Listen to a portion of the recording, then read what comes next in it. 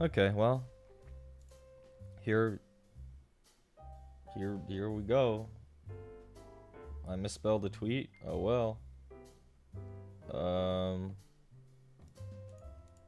yeah, we'll just be Big Reese for like 2 minutes, and then we'll go over, I guess. Here he is, Big Reese. How's everybody doing today? Hope we're well. RuneScape's beeping at me. It says, keep cutting those magic logs, boy. Alright. Happy Saturday. Yup. Yup.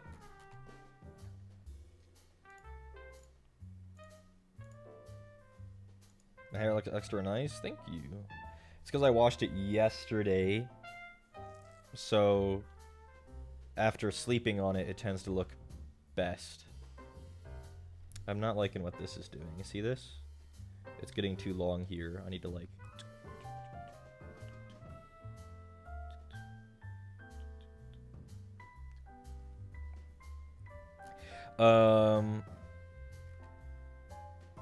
Yeah, I went to the hobby store today, and I have some stuff to assemble, so we're gonna do that today.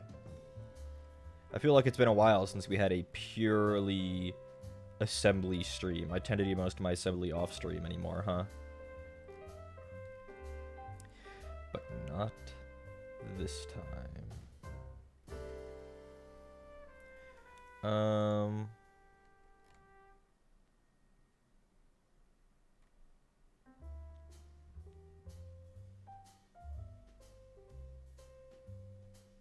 Away we go, I guess. Shit. I mean, I don't really have anything else to say that we can't just talk about while I'm,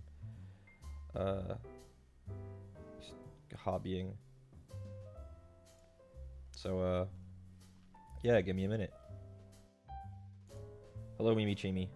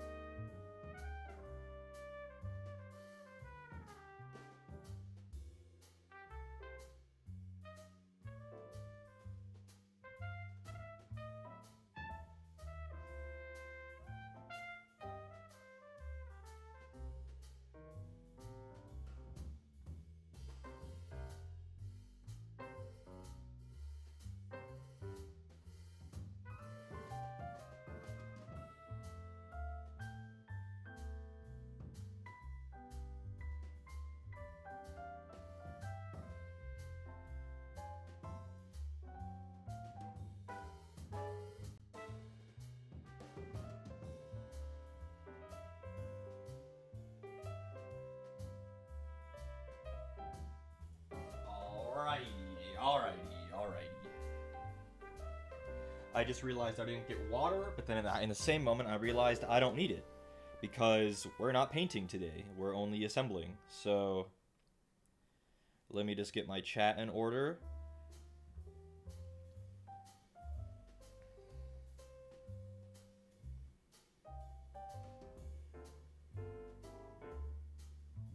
Okay, well, shit.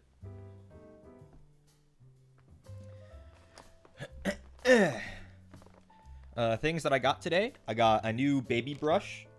Because this one is really close to being dead forever. The lone decal here. Yeah, this is empty. This was from yesterday. So I got a new baby brush.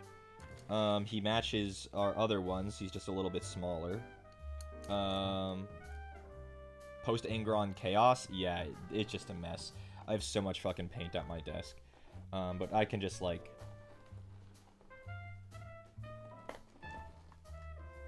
There.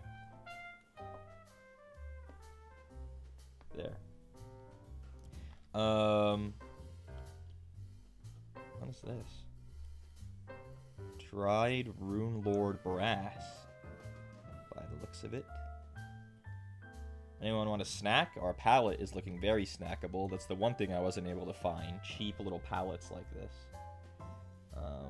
Wow, there you go. He's seen better days.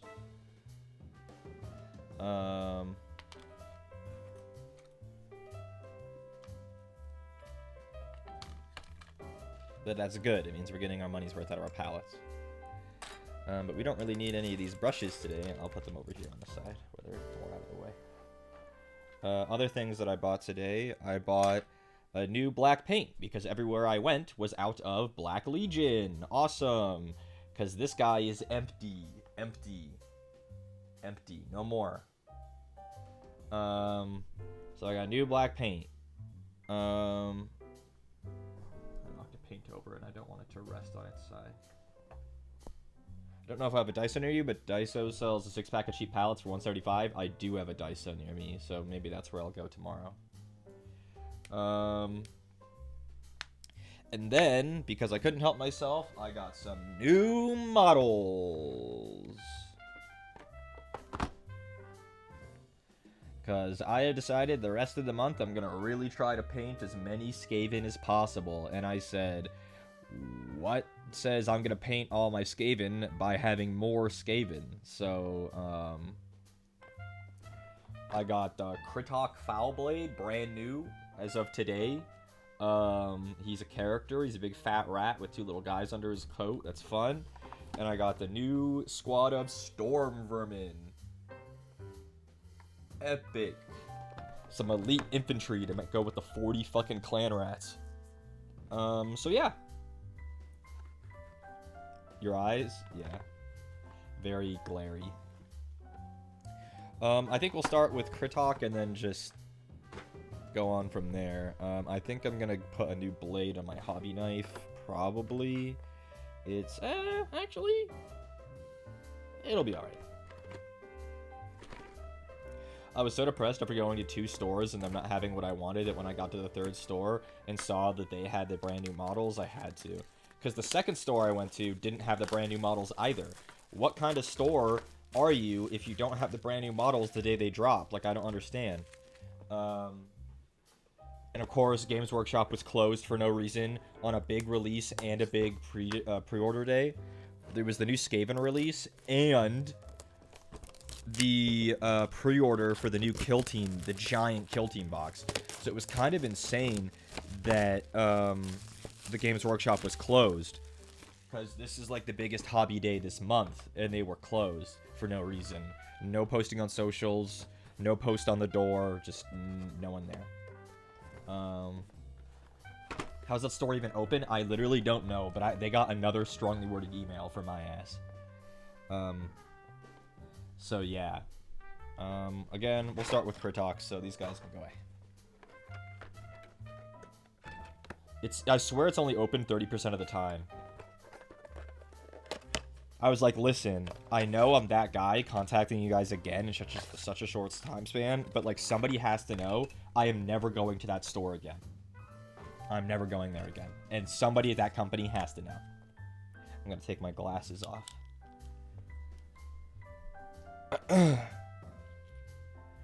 Because the new hobby store that I went to has that fucking, has a Gamer's Grass display. The Gamer's Grass website didn't even list that's anywhere in my state as having Gamer Grass stocked on their retail shelves. But they did, and that was poggers. They had so much Gamer's Grass, you guys have no idea. No more $40 shipping. It was $20 shipping and $16 tufts or something, plus tax. So now I can just buy my tufts at their fucking MSRP and save, like, fucking 75%. That was so awesome. They had so much Gamer Grass. They had so much.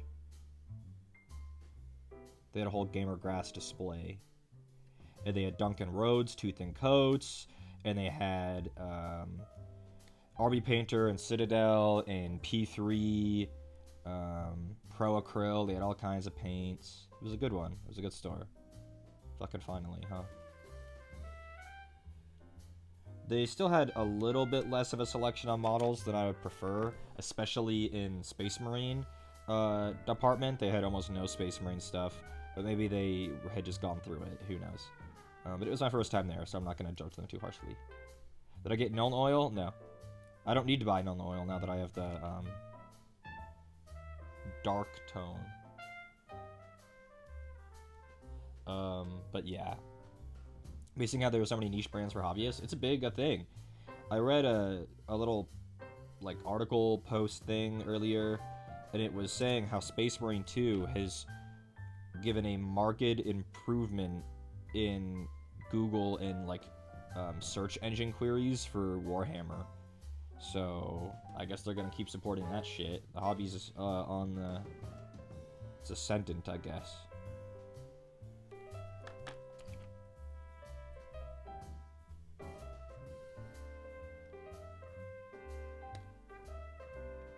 Not just hobby painting, but like hobby has so many brands you'd never know about unless you're into it. Yeah, it's not just the paint, it's the terrain, it's the tufts, it's the brushes, all kinds of stuff. Crazy how mixed media is free promotion. Yeah, I think some people were under the impression that Space Marine 2 was supposed to be a successful video game. The game is propaganda for the hobby. Because yes, I'm sure they're happy that the game sold 2 million copies or whatever. That's a lot of money. A single box of 10 Space Marines is the same price as the video game. Just 10 Space Marines, let alone the, 60 or 70 Space Marines that you'll need for an army. So if one in, let's say, 50 people that play Space Marine 2 at least attempt the hobby, it's done, it's made its money back, even if the game was free.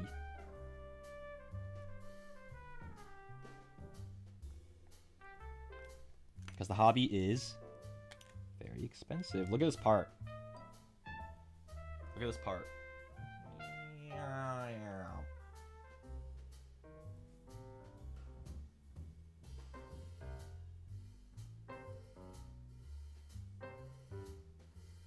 Hope you guys got your fill, because it's about to get real small again.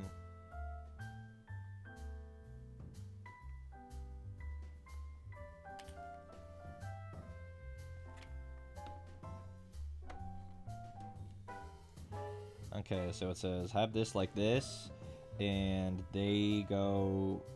Wait, what?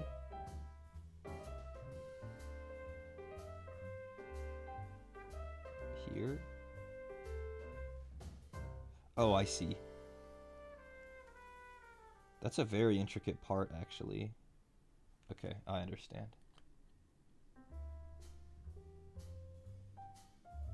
Oh, I didn't show the model that I painted yesterday at midnight when I was feeling like painting again, and I just painted another model. I'll go get them when once I get these guys glued down.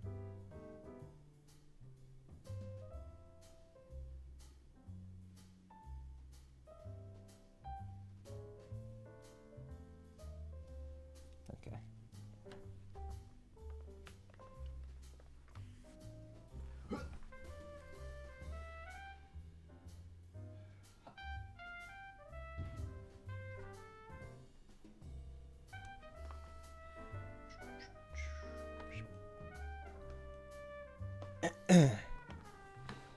I painted the company hero champion yesterday night. There he is.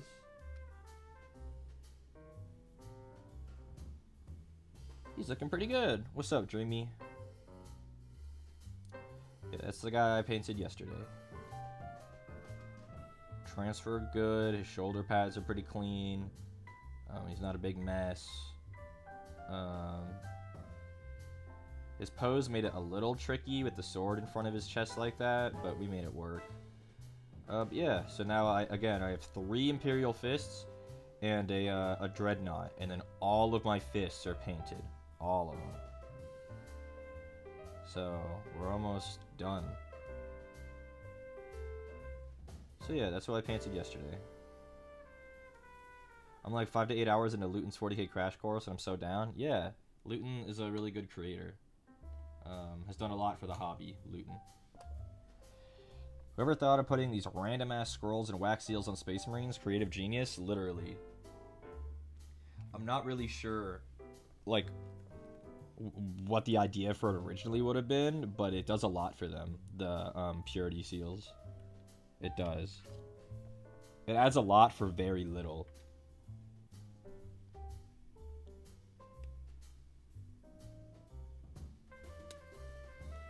But yeah, as the title that alliterates says, I do want to try to paint as many Skaven as possible for the rest of the month. So, does that mean Skaven every stream? No. But it means in my free time, at the very least, I'm going to try to paint only Skaven. We'll paint some on stream, sure. But I do want to chip into them, because I've finally been able to get all the stuff that I need. So I definitely want to start getting them assembled and done. This is very interesting, the way this goes together. How intricate.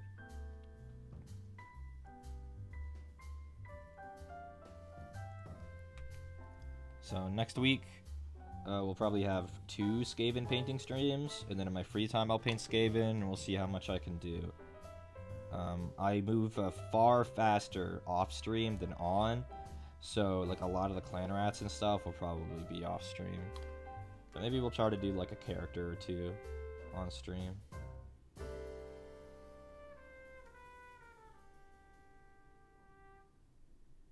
This is very interesting how this goes together. If you look at it from the bottom, all these like separate pieces are like coming together to form this like mound. It's very bizarre.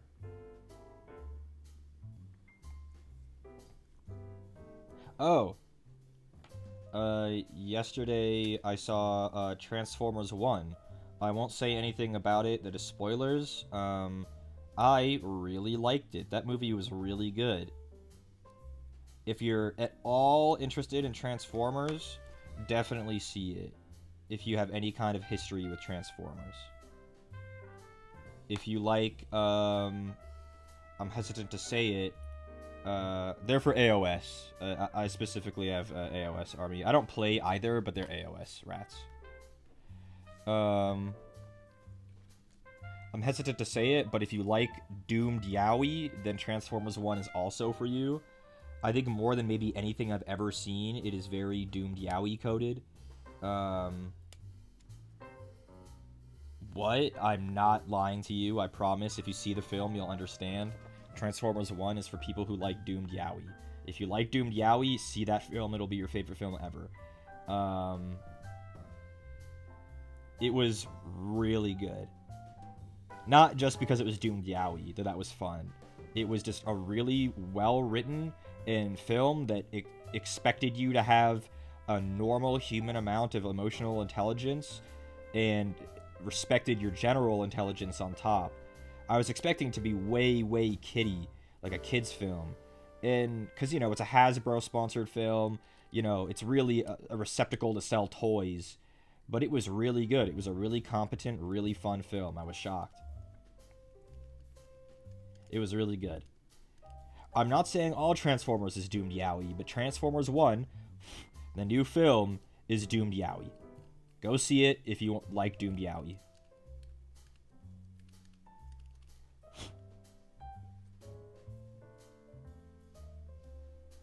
What if we kissed and were doomed by the narrative type beat, you know? It's that kind of film. But it was really, really good. I was shocked at the amount of, like, I guess, character complexity in it. And how they weren't, like... You know how, like, when Captain Hook dies in the Peter Pan, they cut away, even though he's the bad guy that nobody likes? They don't cut away in this movie. There's none of that.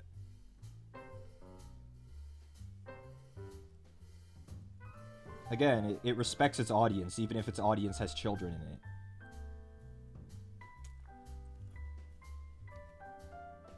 I'm struggling to figure out how this goes on. Kids media shouldn't mean brain dead? Yeah, but it generally does, no matter what we think.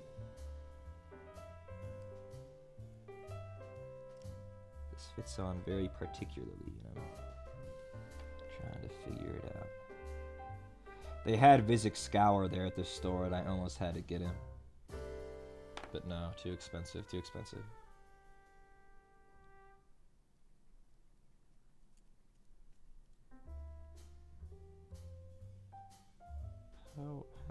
How? How? I'm really struggling to figure it out. Like, I'm trying to just kind of fiddle with it until I find a spot that seems natural, and none of this feels natural.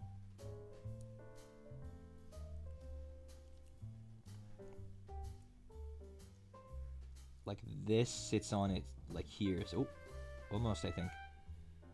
I think we are close. Here. Here.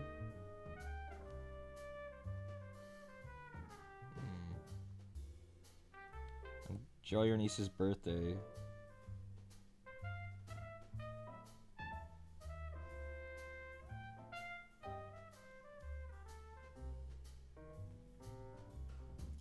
Yeah, like the, you know, like Transformers the movie and like the old cartoon and stuff. Like, those things respected us as an audience, even though we were very young children, you know? So, yeah, it was very good. Very reminiscent of those, too. Like Transformers the movie, you know? Like, you got the touch. Bow, wow, bow, wow. Birthdays, because they're twins. Oh, heard. Heard. What am I doing wrong? Because I'm doing something wrong. It says, you take this piece, and it does, the instructions are really bad. This is a brand new kit. I'm kind of shocked at how bad the instructions are. And it just says, it has it at this angle, and it says, but how from this angle? How? I've yet to find a spot that feels natural.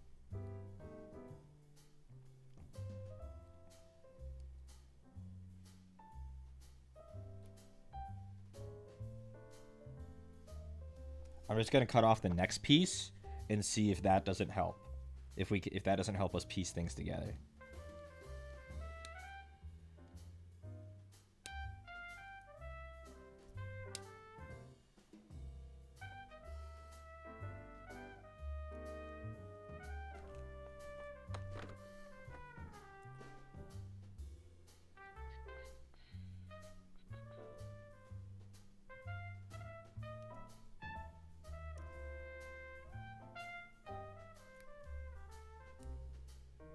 Remember, kids, always cut towards yourself.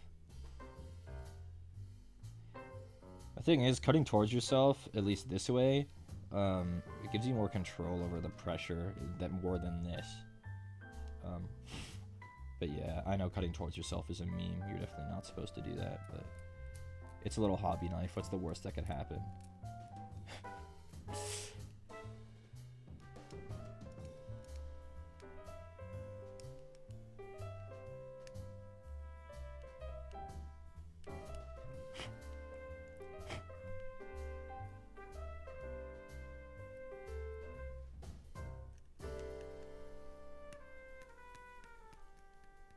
Don't you yourself? You guys have only ever seen me cut my fingers. It's fine.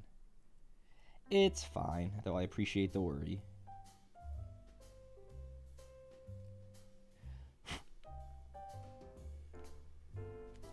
So these two pieces go together, right? They're the front and back. So they go together like this, right? Right. They're going together like this. So, with that being true, this has to fit in between them. So, if this piece goes on, however it goes, it kind of has it connect here. Yup, right here. In this position.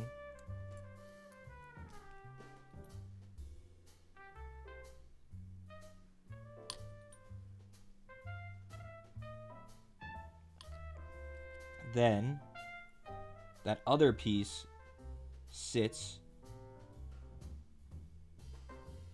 and connects to this piece.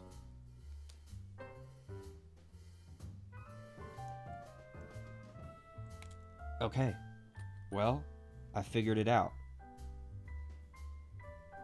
It doesn't seem or feel right, but it's right, so that's how we're gluing it. It's right. like this.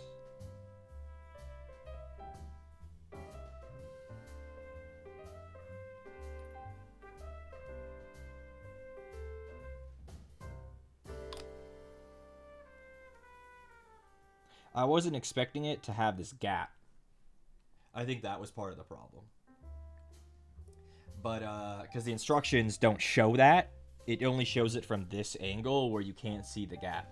But this gap is on purpose. It's supposed to have it.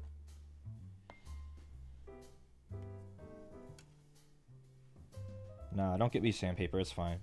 Again, like I said, unironically, cutting towards yourself gives you maximum amount of control. It does. You just get better leverage that way.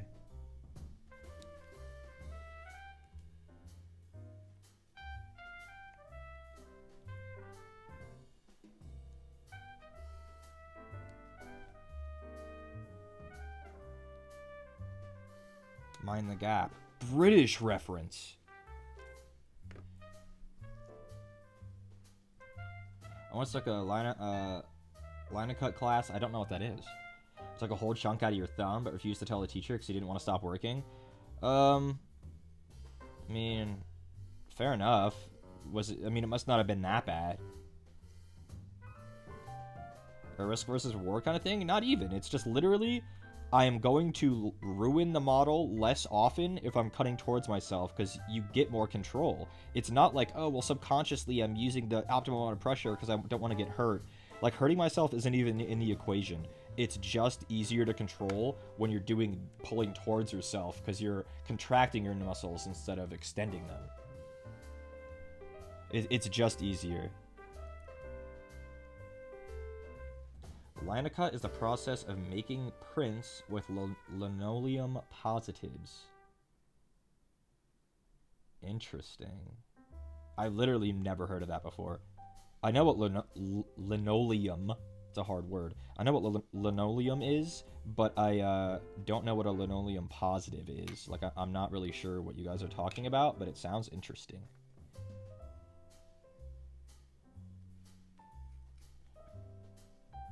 Cut the design into linoleum. Interesting, interesting, interesting. You learn new stuff every day, huh?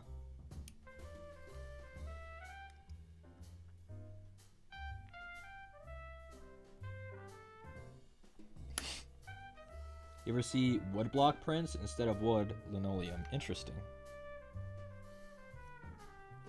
How come all of you know what that is, and yet I've never heard of it? Isn't it so funny sometimes, the gaps in one's own knowledge?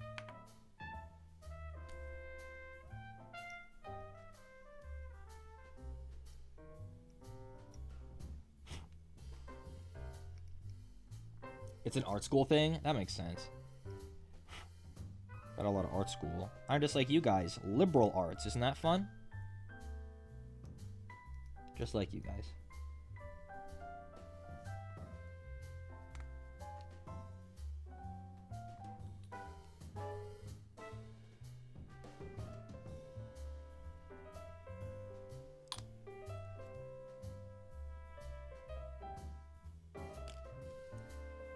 I believe this guy's sword has a demon in it that he makes pacts with to win him battles. But he doesn't tell his subordinates or something. Like, he promises the demon that he'll get like X amount of his own men killed and like sacrifices them so that he can win. It's such a Skaven. Such a Skaven thing.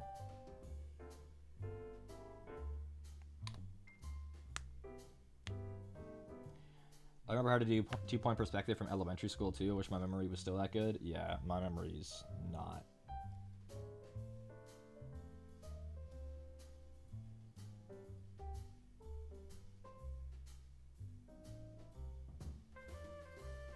And this guy has his bodyguard unit, the Storm Vermin. They're like on the tabletop. They're a bodyguard unit. They're meant to protect heroes and other like named like warlords and stuff. I like how he's kind of fat. He's got like a little pot belly.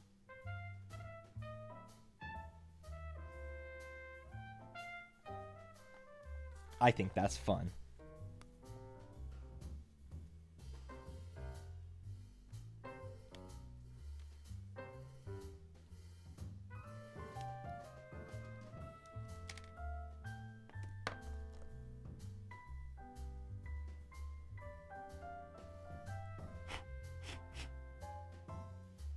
I miss Connor. He's been gone so much this month.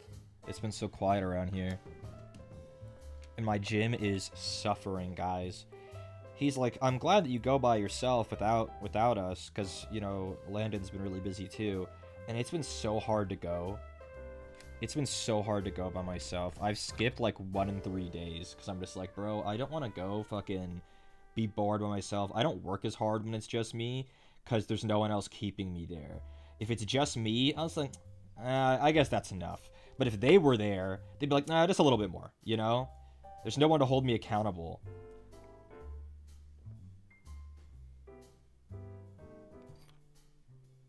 Do I think I'm about to go to TwitchCon next year? Nah. I've not heard epic things about it. And last year it was mid too, so probably not, honestly. I have not heard epic things about it. It's just not a good con. Unless you're a super popular streamer. Then it's a good con.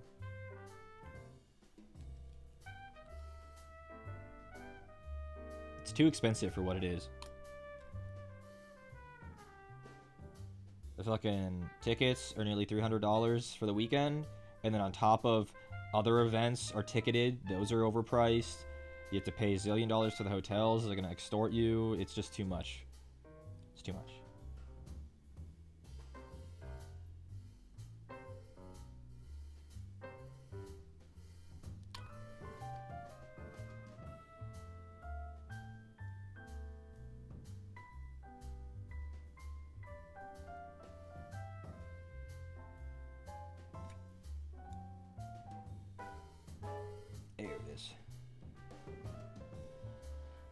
A con that I really want to go to, and I'm so sad.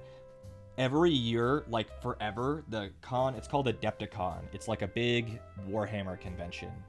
And it's been in Chicago, like every year for the recent history. And then I looked it up, and next year they're moving it to fucking Milwaukee. Bro, I wanted to go to Chicago. Why are you moving to Milwaukee? What the hell is there? Anyone here ever been in Milwaukee? Apparently they've outgrown the hotel that they do it in Chicago. Then just go to a different place in Chicago. Apparently everyone's pissed. They moved it to Milwaukee. And people are like, I understand needing to move it because we definitely outgrew this venue. But Milwaukee?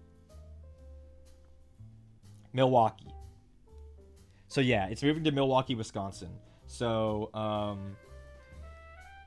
it used to be right outside Chicago, and that would have been so epic. I could go, I could see friends who live in Chicago, I could see tons of family who live in Chicago, I could see my siblings, you know? But no, they're deciding the 1 year that I'm gonna start to being able to go, they move it to fucking Milwaukee?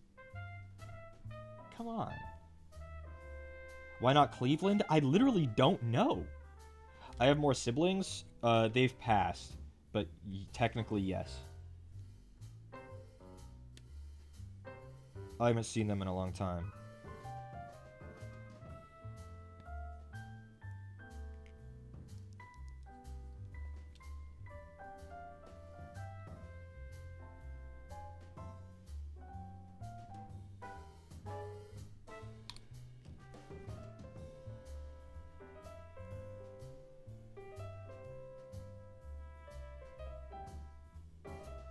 It's not a big deal. They passed before Con and I were born. We wouldn't have been born if they hadn't. I've talked about it briefly before. My parents had another set of twins before us, but they were really, really, really early. I think they would have been 31 this year? In May? This past May?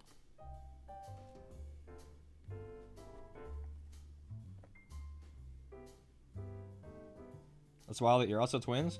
Well, that's what I was talking about. If as a woman, if you have fraternal twins, you are likely to keep having them. Like fraternal twins specifically are like a genetic disposition.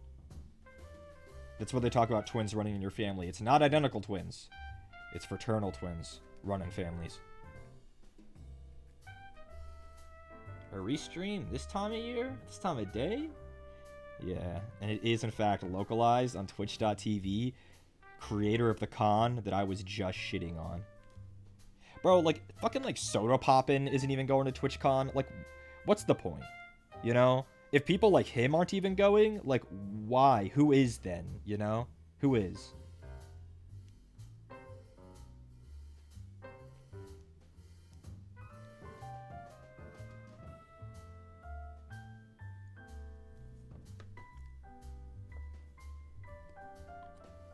Don't remember you talking about it before? I don't talk about them often. There's just not much reason to.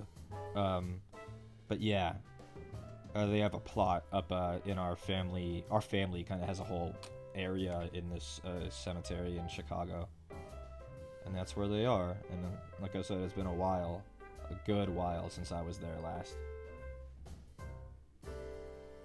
Robo Ross went to the San Diego Zoo instead. I think Ashton. I think I was seeing pictures on Twitter of Ashton was also, Ashton Martin, of course, was at the zoo.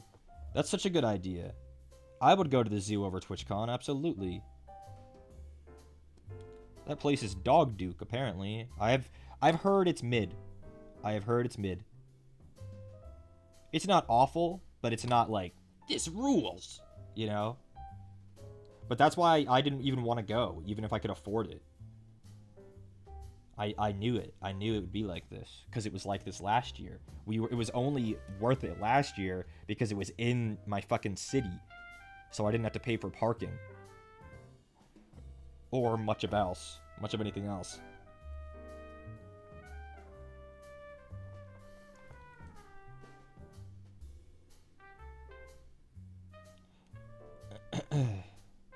But yeah, Adepticon. Fucking Milwaukee, bro. Why?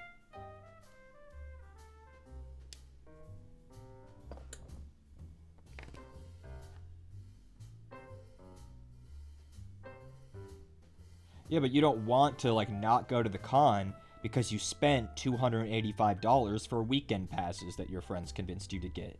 You know? It's like, it's such a whack con. It's whack. Maybe it was $245, not $85. Let me give it a little bit of slack. What even happens in Milwaukee? Apparently Adepticon now. And it's like it's like the biggest North American con for Warhammer that isn't run by Games Workshop as far as I'm aware. Like, lots of people go to Adepticon. Oh, I'm trying to figure out how this goes. Okay, so it says take this and this. Oh, it drapes over our little man here. It drapes over him. Oh, this is gonna be really hard. Oh, almost. Almost. Almost. There. Okay, we're close. Now I have to put on the glue.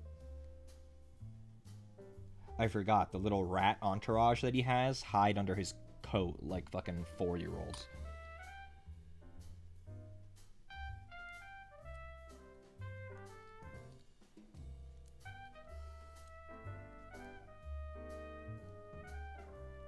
I don't want to bend it. Oh, oh, oh, oh, oh. We're close. We're close.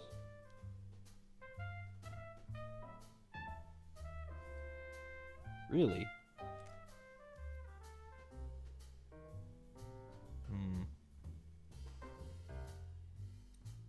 Oh, I forgot to shave something off this guy's arm.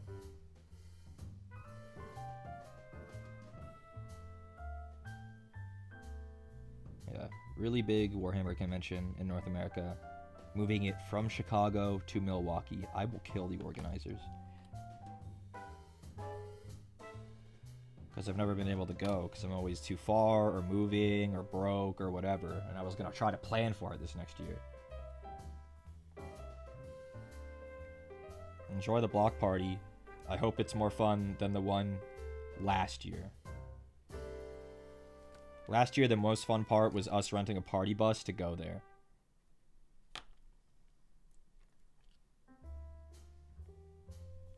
You think if I go there and bat your eyes really hard, then move it back to Chicago? I doubt it. They said they had outgrown the venue in Chicago. They'd outgrown it. They don't fit there no more. Which seems wild. Surely, Chicago has a zillion venues. Like, what do you mean? Okay, that one Hyatt is sold out. Surely there's another one.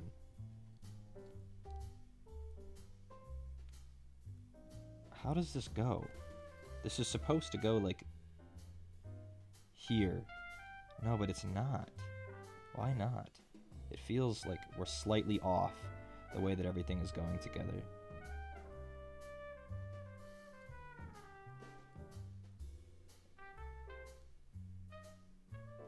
Right? Because this is supposed to touch. Okay, if I remove this little rat, let's remove him. Get out of here, goofball. This, can I get this to fit without him there? Yes. Why? With him there, what was wrong? Can I glue this on and then put the rat there? Like just push him in from the bottom?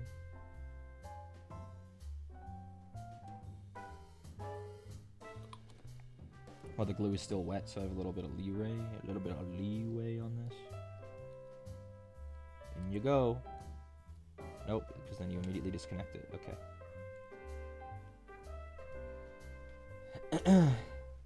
The monk pilgrimage? Yeah, that was funny. There hasn't been many opportunities to do stuff like that anymore. Because the other cons that I've gone to, I'm working them, right? See, but now it doesn't go. With this guy here, it doesn't fit. Why?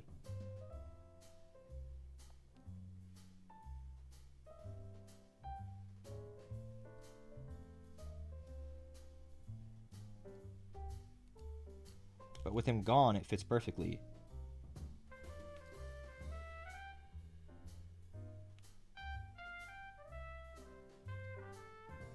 There's no pits that I needed to take off. We'll get it. We'll get it. Chicago could try to win them back. Yeah, I don't know. What the hell did Milwaukee promise them? That's what I want to know. What did Milwaukee promise you?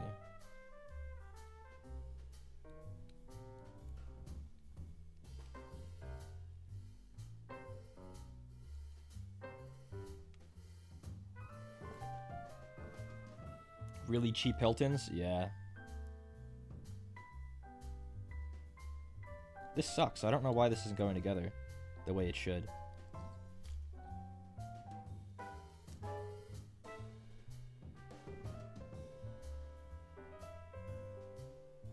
I mean, this is a really complicated base, so I get it, but... Anime Expo was the best con experience this year. I agree. It was really good, and I hadn't been to Anime Expo before. But from the way everyone was talking about AX, I was expecting it to be a fucking shit show. But it was fine. It was really fun.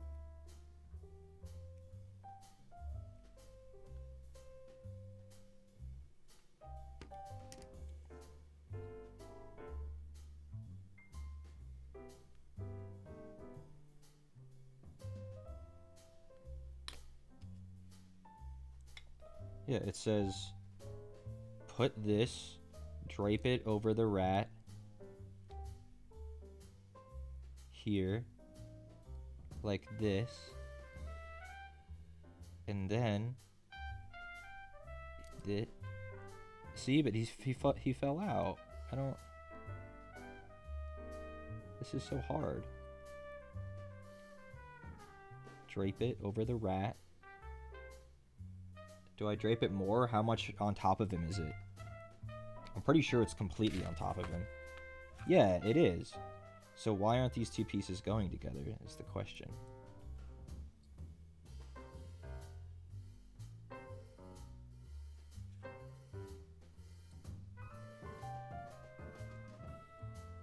We're close. We're close. I feel like I'm like just a tiny shove to get it. Oh, oh, oh, oh. Wow, that was a lot of finagling. That was so much finagling, but we got it. We got it. Ladies and gentlemen, we got him. Isn't that so weird that's a thing for us to say? Isn't it kind of weird? As Americans? Like, that's kind of a cultural thing for us. Ladies and gentlemen, we got him.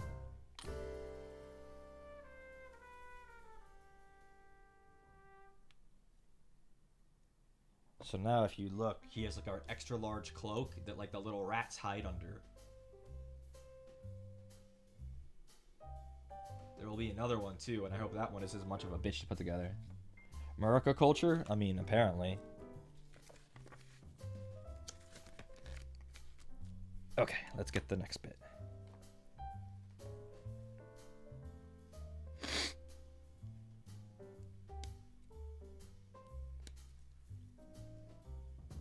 Why is that weird?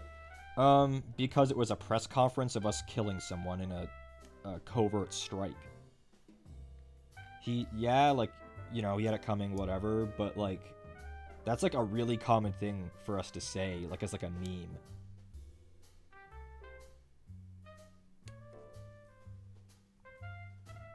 There's been weirder, maybe? Best thing to come out of 9/11? Maybe.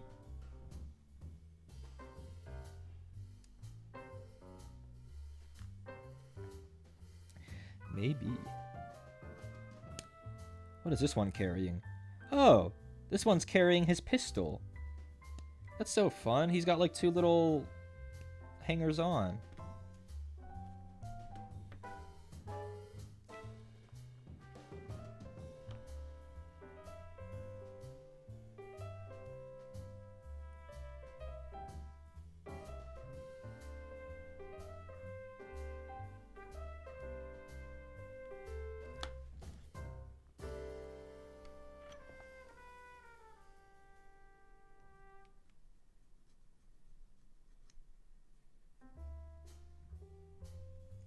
Like, I know we meme on 9/11, but that's, like, one thing, right? That's our own, like, tragedy.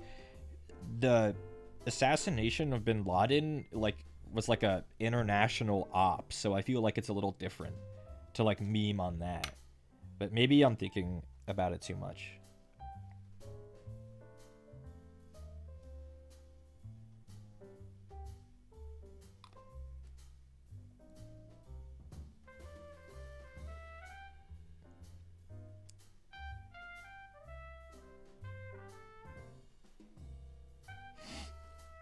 Maybe it's a trauma response? I mean, it certainly isn't for me. I can tell you that much for free.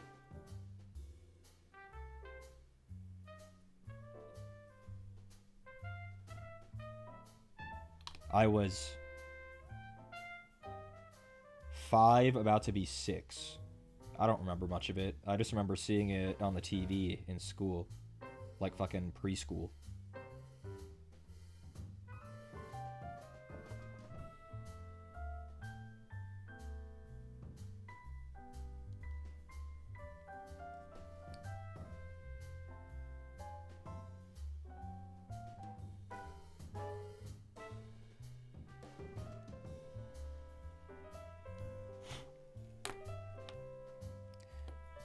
We lived in upstate New York at the time, so that made it a little bit more interesting, you could say. But all in all, it was not, you know, didn't affect me much. I was not even 6 years old, you know?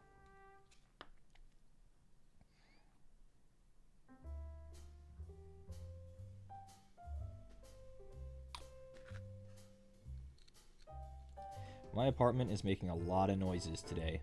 The poltergeist is really antsy, and I'm not really sure what's going on, but I wish it would fucking stop. Because I am not turning around.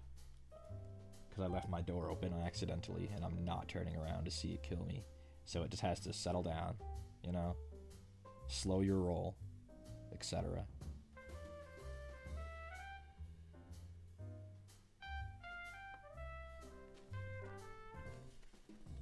Poltergeist is helping? Maybe, actually, you're right. It's just being a good neighbor.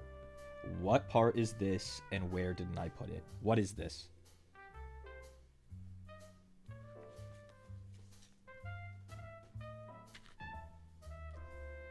Oh, okay, I can put it on now. I was like, oh shit.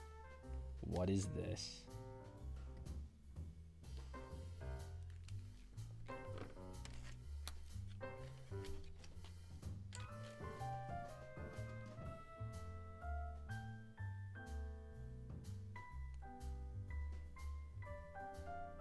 Have you guys ever seen the movie Poltergeist? Like that kind of old movie?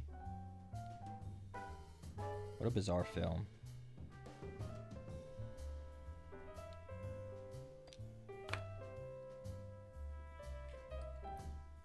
Speaking of film, Transformers 1. That was so good. I think that might have, like, the most, like, mature and actual, like, plotted out character development in a character I've ever seen in a film branded for children. It was really good. Chris Hemsworth, I think, did fine. God, what's his name? Is it Tyree or Kyrie Henry? As Megatron, he was really good. I didn't like Keegan Michael Key as Bumblebee. I thought that was really bad. ScarJo, good old ScarJo as Alita, really good. Yeah, I think it was mostly good. It was mostly good. God, I don't really want to spoil anything. But yeah, it was good. This goes right here on like a little knob, and I'm trying to get it. Oh, was that it? I think that was it. Like this.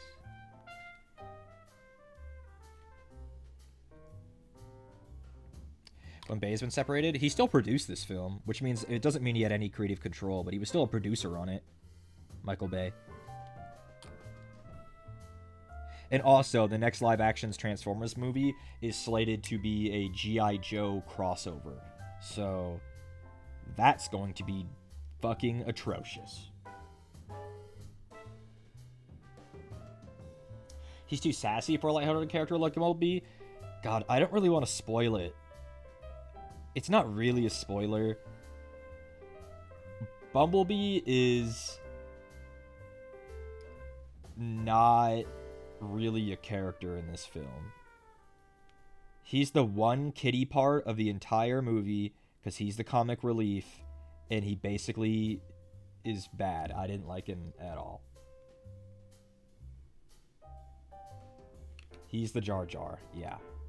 So my one complaint, I said when we left the movie, I said that was really good, but if I was a Bumblebee fan, I would be really sad because this was an awesome Transformers movie that Bumblebee didn't really get some epicness in, you know? Hopefully in the next one. Hopefully in the next one.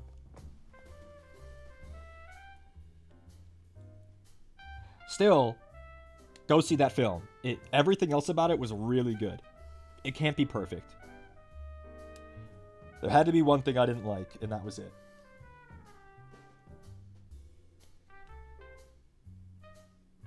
He wasn't, like, super annoying or anything. He just kind of didn't need to be in the movie, which is a problem.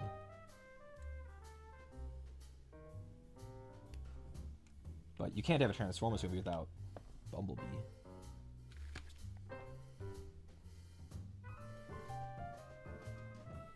Are there any Transformers heads in here? Kaz isn't here. I need Kaz. Are the Primes? Is that old lore or new lore? Like the Council of Primes. Like, what's his name? Megatronus Prime? Is that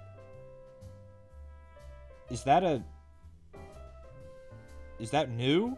Is that where, like, the Decepticon looking Prime? Is that new or old? I'm not a Transformers head, so I don't know. I just had never heard of it before. It was cool.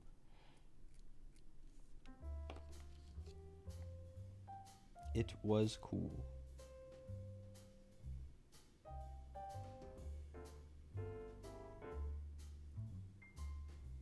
So this and this go together?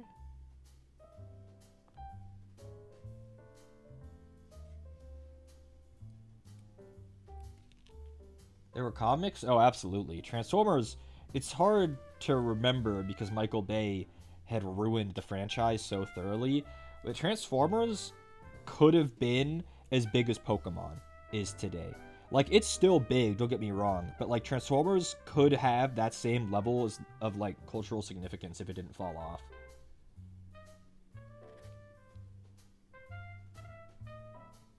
But in the mid-2000s, it just got fucking killed.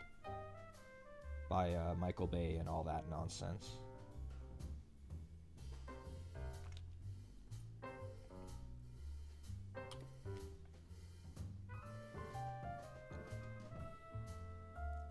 Like, especially for kids, like people my age, when we were kids, Transformers was fucking huge.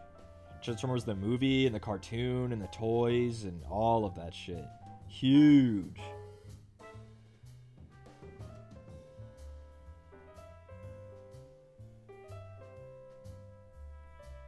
But it just kind of died.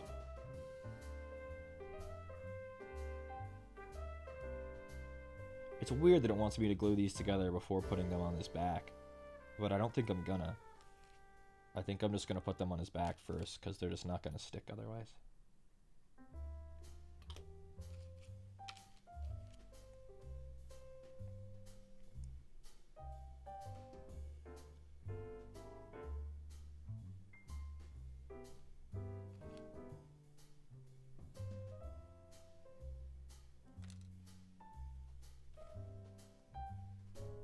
If they'll stick.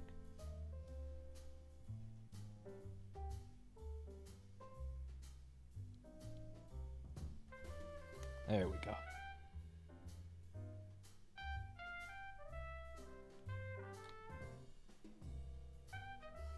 I thought the film was really pretty too. It looked really good visually. Chris Hemsworth, I don't know if I talked about it already. He was fine as Optimus. It didn't sound too much like he was trying to do a an impression of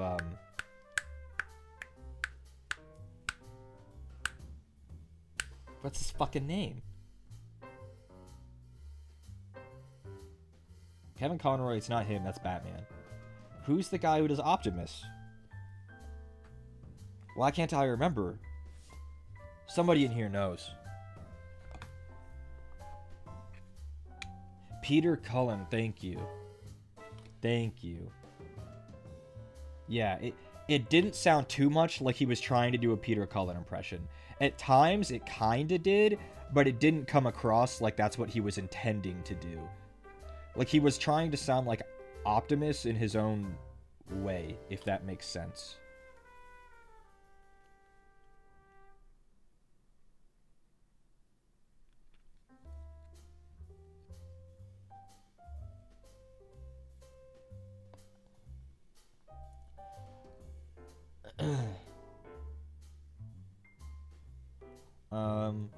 You guys might have a different opinion about it, but I didn't come away feeling like he was trying to do an impression. It was fine. Tyree, I think it's Tyree Henry as Megatron. I mean, obviously that's just about as far removed as from like Frank Welker as you can get. Better than Chris Pratt Mario? I would say so.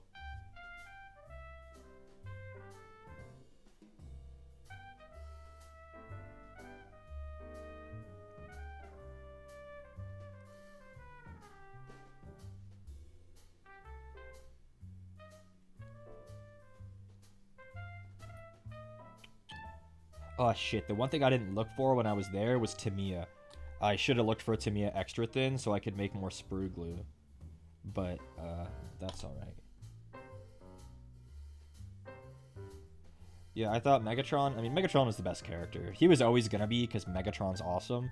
But he was the best character. And I'm not even sure if it's that close. He was awesome. He was so cool.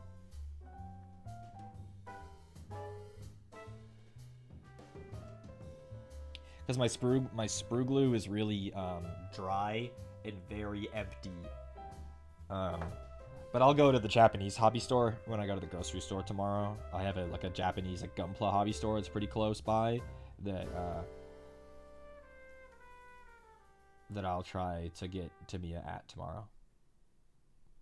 Because it's really cheap. It's like $6 for a bottle. It's not a big deal.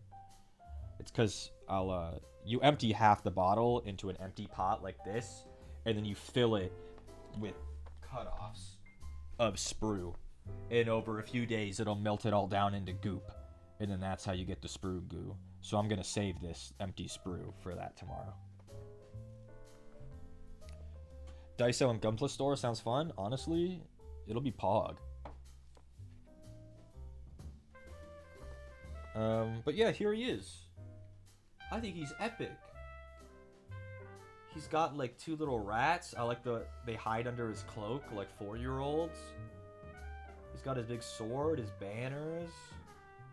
He's kind of fat. He's got a big rock. And here's a size comparison with him and the clan rat. He's pretty big. But the problem is with Skaven, he is a big Skaven. Here's a size comparison with him and the base infantry for the Stormcast Eternals.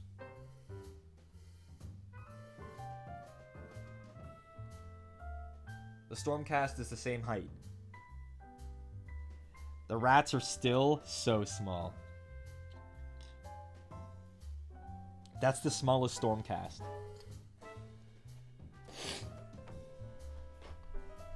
Alrighty, next. The rats are supposed to be small? Oh, absolutely. It's just funny.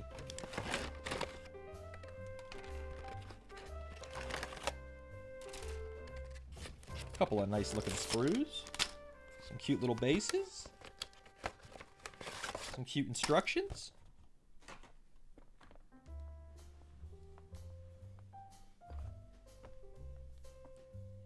I didn't think the promos for the film were necessarily bad, but they definitely didn't fully convey how not kiddie the film is, if that makes sense.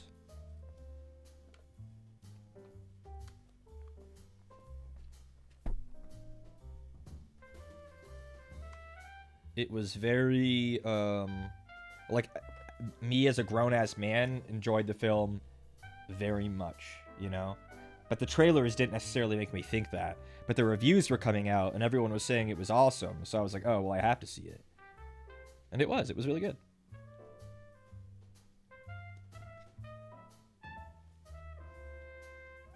I recommend. What's it rated? Probably PG? Maybe PG-13? I'd be very shocked if it was PG-13, though. Shocked.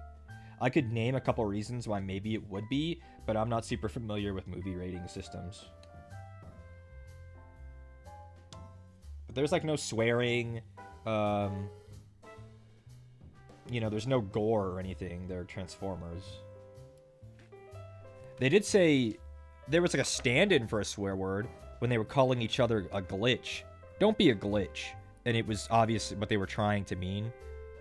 But, like, for a kid, I mean, that doesn't increase the rating on a movie. A kid doesn't know what that means. They don't understand. It's for the adults. But, yeah. Bro, there was a super subtle reference towards the beginning of the film.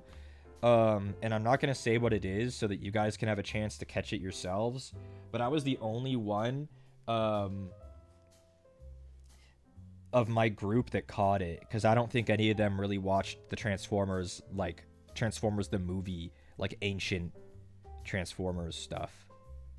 I was the only one. So if you're like a longtime Transformers fan, just keep your ears out.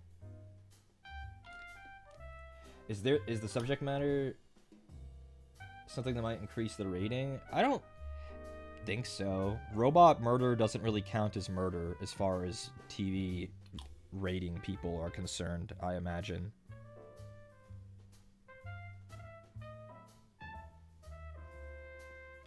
But it's not like, you know, they don't like fucking stab a guy and like fucking oil spills it everywhere and he screams horrifically, you know? It's not like that.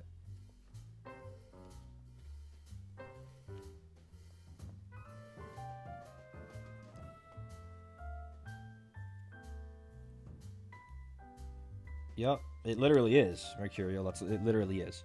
They don't care if it's not adults, like if it's not like humans, then it's like, why should they rate it less? A kid understands the difference. What are they protecting them from? The robot wars? Newsflash: Transformers aren't real.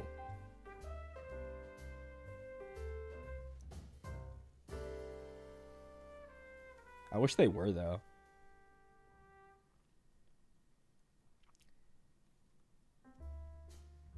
I already really like this. I already really like this kit. I'm really liking it. The storm vermin are the official like soldiers of the Skaven. The clan rats are like the malnourished slaves, and then the storm vermin are like the well-fed soldiers. And you can already tell the difference. He's got like armor. He looks a lot bigger. Yeah. I like the storm vermin.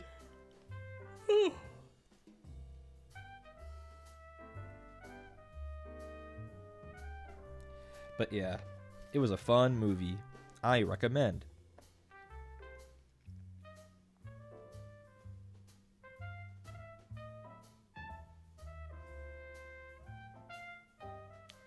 I can have him pointing or with a pistol. Why would I ever have him pointing? I want him to have that MF thing on him, bro. Well, I can find it on the dang sprue. I found the pointy hand. Where's the gun hand? There it is. They've started to give Skaven characters, like, guns. The Skaven have always had guns, but it was kind of uncommon to see them outside of, like, specific, like, gun units. But now it's like, you know, even that other guy that I just built had a gun.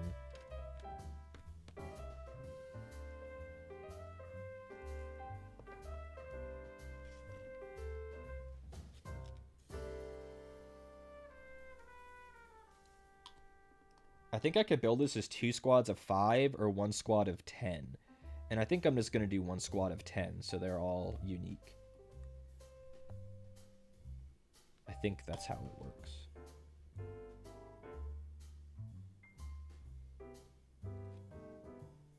See? He stays strapped.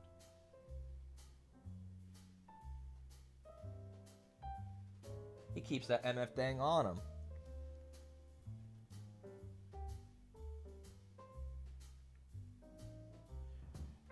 Like, I feel like if you're gonna have a faction of magical, like, rat men, they need to have weapons that are far too dangerous for them. Like a pistol that is going to blow up in his hand and kill him, you know?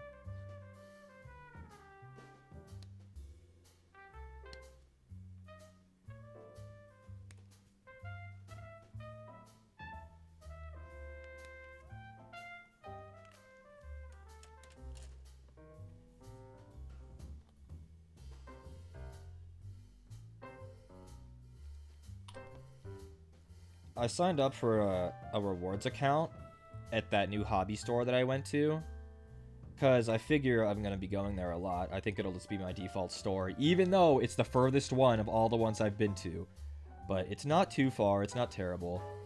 But, I feel like... I asked them, they asked, you on a rewards account? And I asked what the perks are. And it's like, oh, well, for every $10, you get 1 XP point. And 1 XP point can be redeemed for $1. And if you spend 50 at a time, it's worth $55. And if you spend 100 at a time, it's worth $120. So it's like, but $10 to get $1.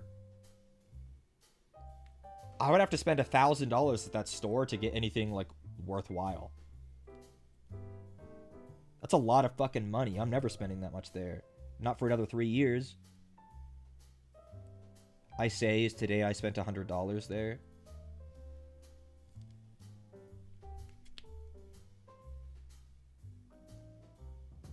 But yeah. They did have a really good selection of, like, other things.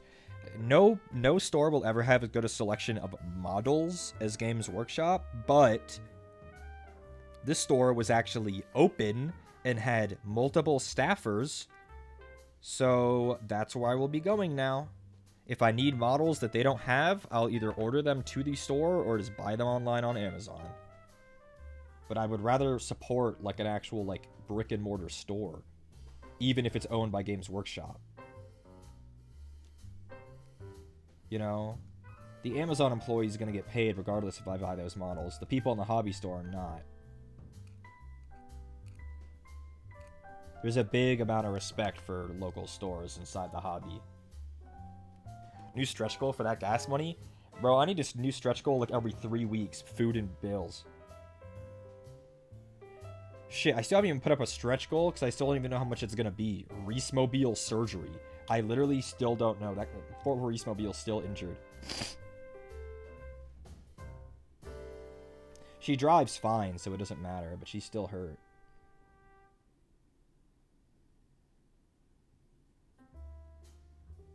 What she need? The bumper? Yeah. From way back when? Absolutely. It's been a couple months now, I think.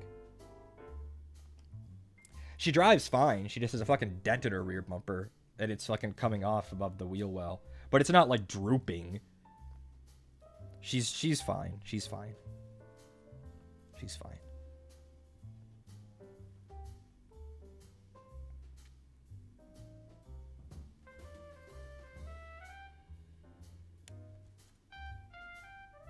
Does she have a name? Yeah, the Reese-mobile.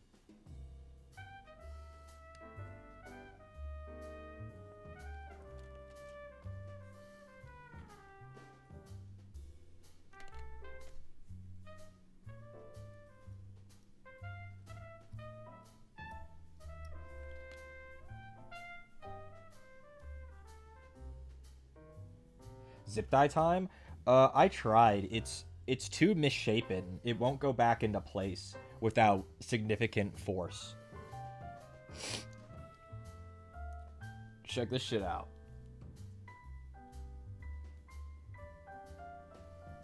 Minuscule.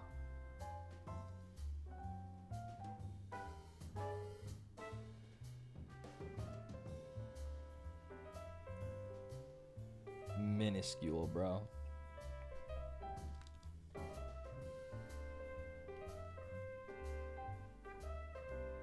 Kaz, are the Council of Primes old lore or new lore? Because I had never heard of most of them.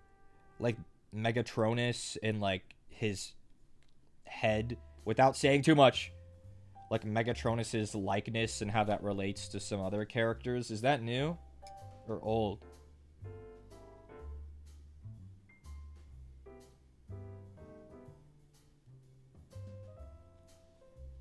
Okay, for me that counts as new.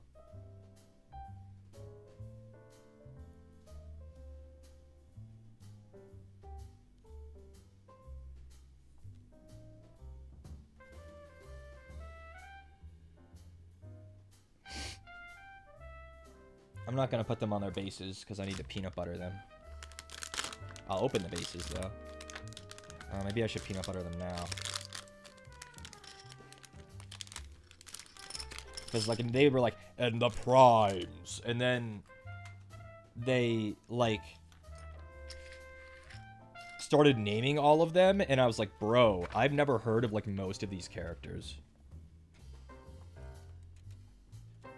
But I didn't know if it was because my memory is bad or if it's because they literally didn't exist when I was in Transformers 20 years ago. 25 years ago. They were all really cool, though, the primes. Also, I swear that the fucking... I really thought one of the characters was Peter Cullen. And I forgot to check to see if it was. He sounded so much like him.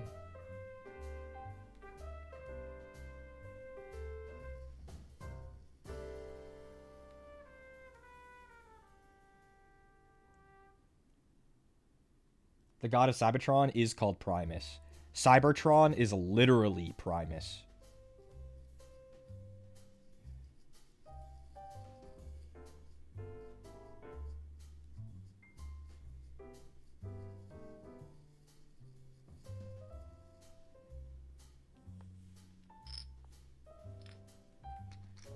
Peanut buttering and spirit with a Reese's pumpkin. Let's go.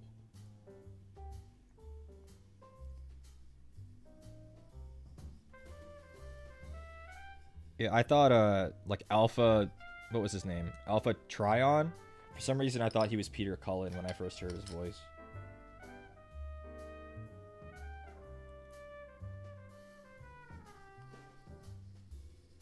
He just sounded a lot like him. I still don't even know if he is or isn't. Alpha Trion was Lawrence Fishburne? What the...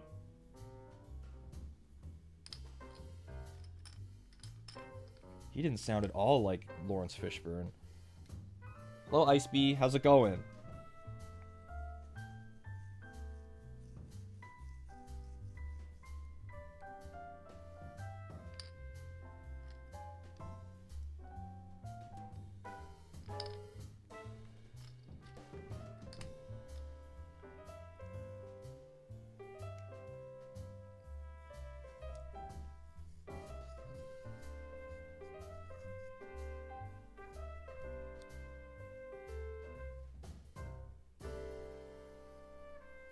One thing I haven't seen at any of the hobby stores is more peanut butter.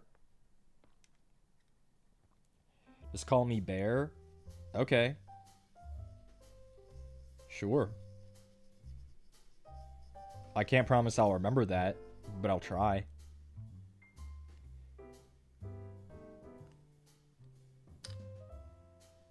What am I painting? Right now, I'm just putting some texture paste on the bases for the new storm vermin that I am assembling today.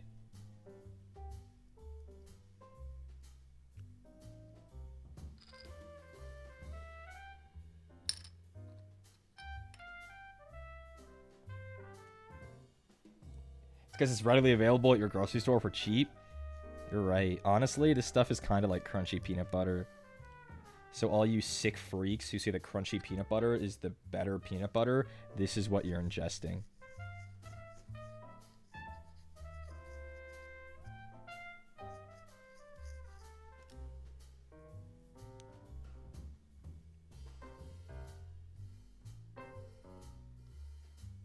And this stuff is brown paste mixed with dirt.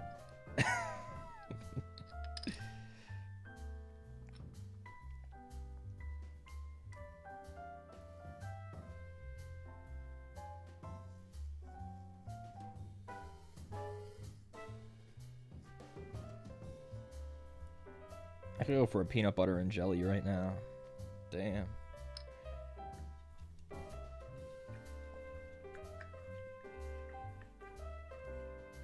Like a little texture in your nut? I mean, yeah, I think that is wrong in any context that you can think of.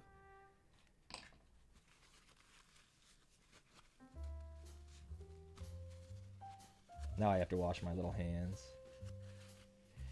Bro, I used to, back when I was an electrician a lifetime ago, I would bring Uncrustables to work. And one night, Brent and I had an overnight job. And we brought an entire big box of 30 Uncrustables. And we were there all night, and before the sun rose, we had eaten all of them. It was like a fucking Men's Warehouse that we were doing an overnight gig at. Doing their closet with their router and all of their shit in it.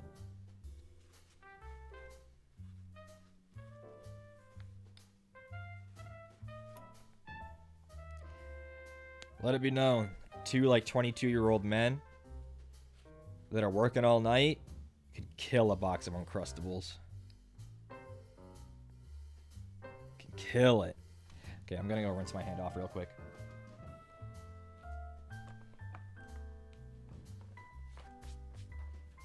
Get up and stretch.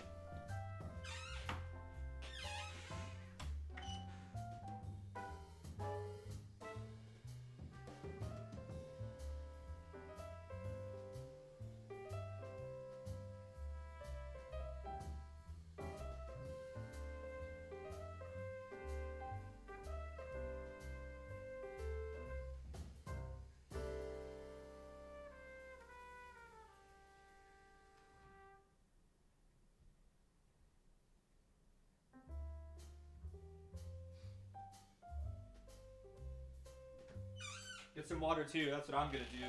I'm gonna get some water.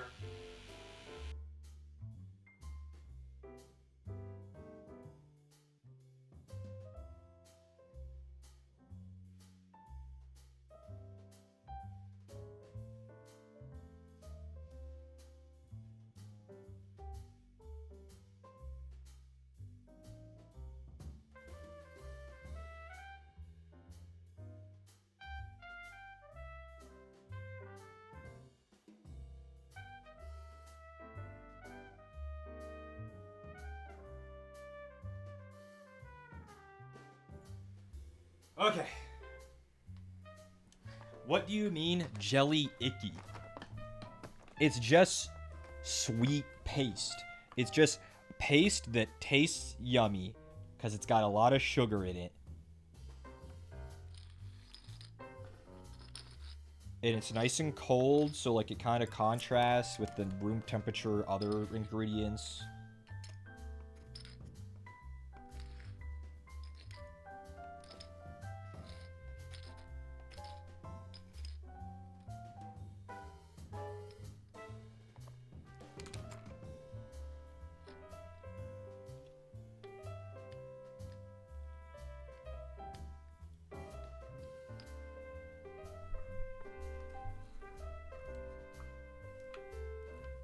Like, what did you have as children if not jelly? Actually, never mind. I know the answer. I know the answer. The seeds? What do you mean the seeds?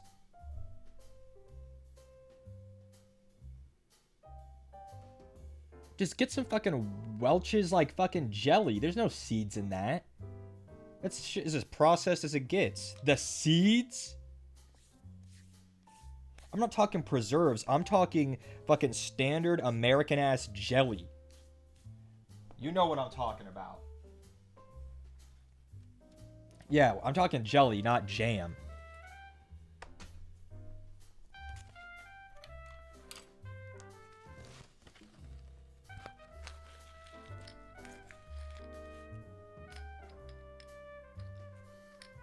I want to eat one of these. They look like little crackers.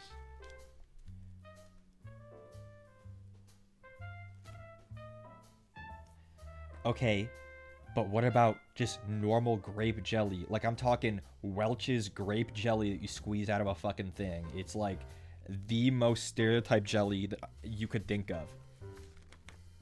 That shit is bomb.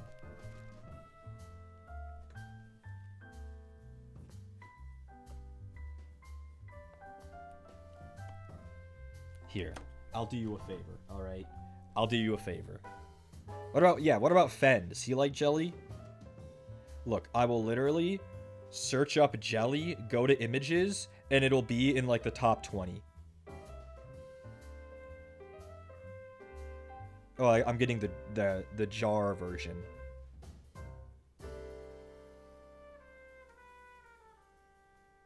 I want the squeezable version. This.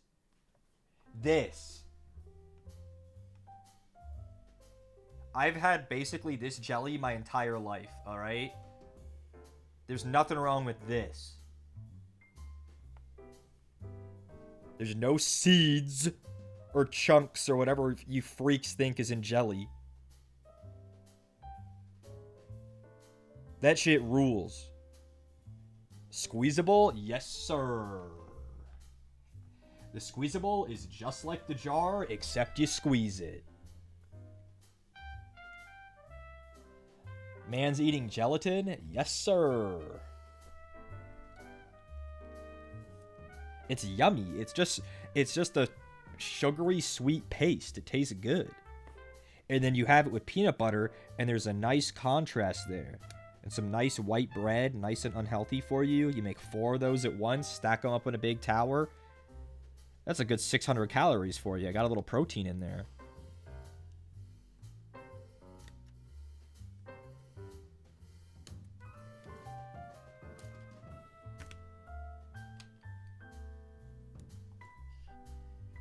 I can never have just one peanut butter and jelly. I have to have like at least 3. One little peanut butter and jelly? Who am I feeding? A 4-year-old? No. I'm a grown-ass man. I need more than that.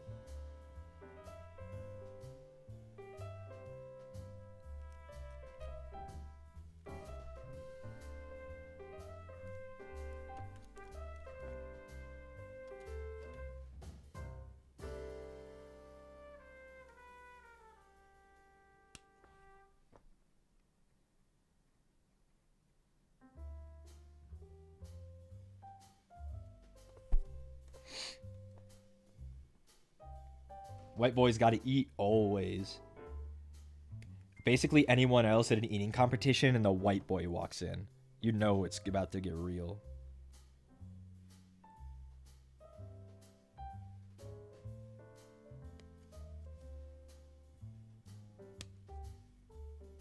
Jam over jelly? I disagree, but as long as you like one of those two things, I think you're a normal human. Beyond that, it starts to get disgusting and scary.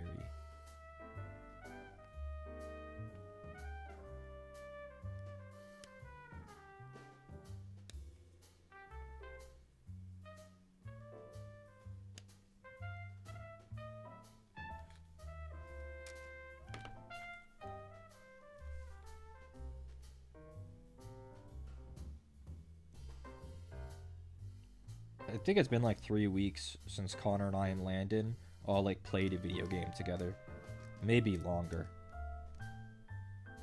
They got too busy. We were trying to do that thing where it's like we tried to stick with a game for a week. Or at least a few days if we're being a bit more generous to ourselves. And it's just like we literally just stopped playing video games together. It's just been me.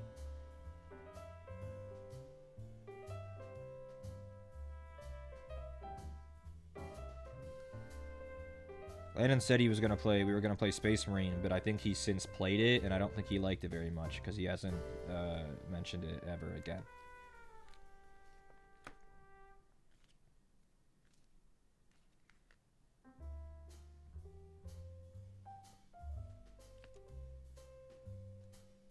Did we try Valheim?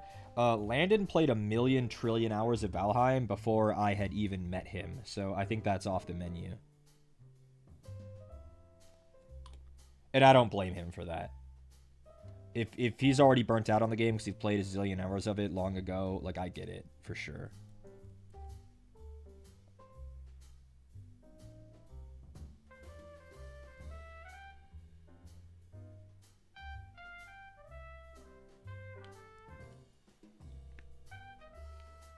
Wait, is this really how this goes?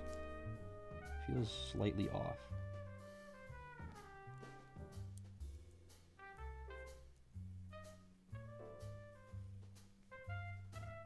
Bro, I am fumbling with these fucking rat models. They're a little bit harder to put together than I thought they'd be. We're close to having this piece in the right spot. We're close. There we go. Like that. There we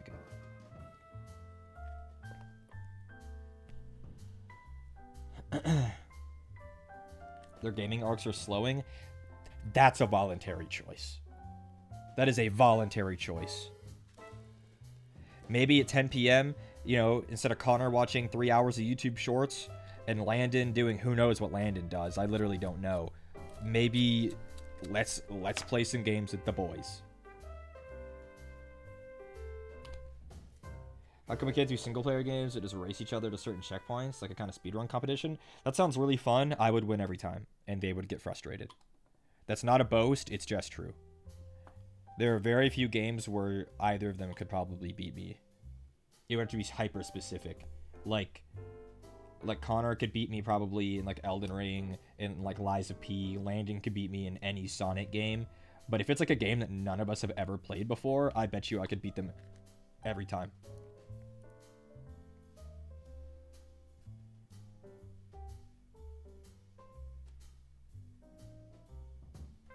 And it's not meant to be like a roast. I am just so much more video game literate than they are. They've become too busy. I'm unemployed. It's not a fair fight.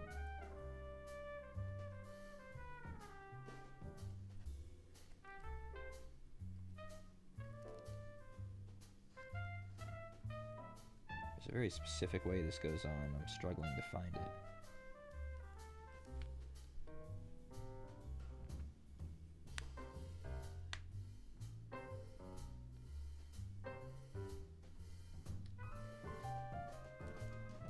I'm just more gaming literate, that's all.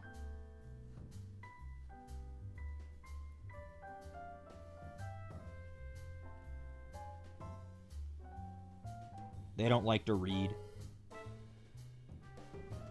They don't like to read tutorials or anything that resembles a tutorial.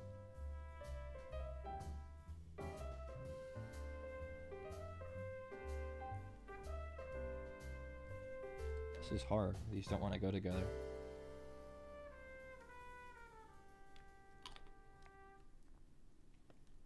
Aqua, thank you. I don't think it's like an ADHD that makes them bad at games per se. They just want to get to it. They just want to get to it. And it's not even like I read everything in a game. I just parse something, you know? So again, if it's a game that none of us have ever played before, I bet I could beat them in almost every single time.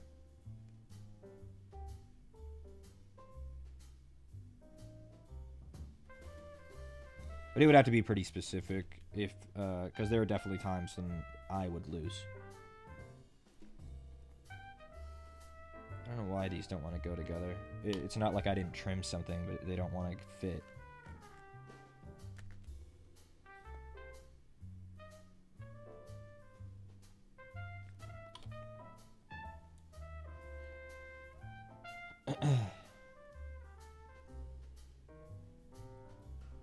They just haven't been able to keep up their game literacy. Or their tech literacy, for that matter, I feel.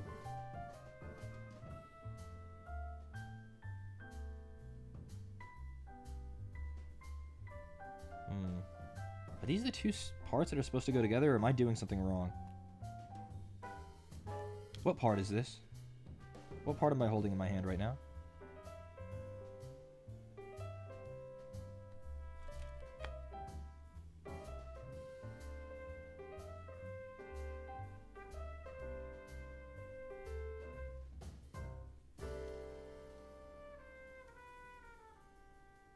This is 16. This is 17. I don't know what part this is. I don't need it. What part did I cut out? Whose spine is this? Me talking about parsing and I cut out the wrong fucking part? I don't even see where I cut it out from. Well, regardless, it'll stay right there until I need it. It was the wrong part. I misread the sprue.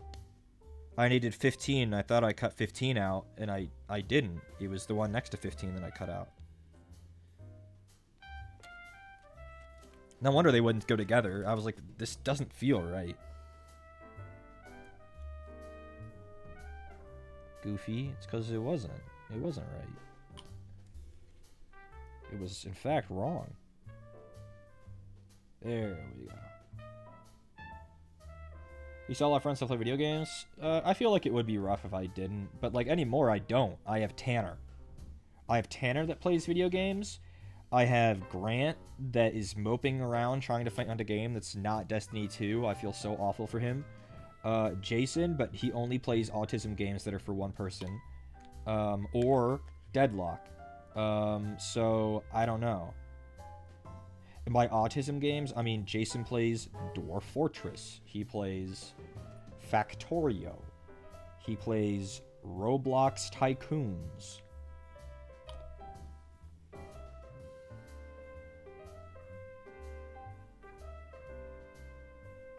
Jason doesn't play games with other people. So, like, literally, I have Tanner. That's it.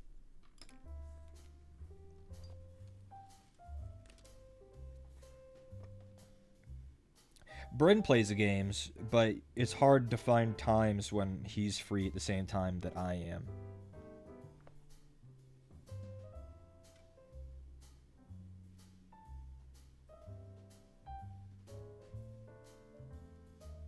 I'm looking for a specific piece and I'm struggling right now. It's like an effigy. It's like a little effigy thing. And it goes on top of this flagpole. And I'm looking on both sprues. And I am struggling to see it. It says it's part 23, so it's on this sprue somewhere.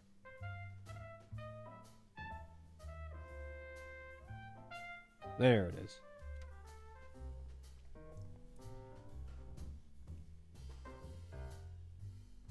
I want to play RuneScape with people. I think Lit is the only one that added me back.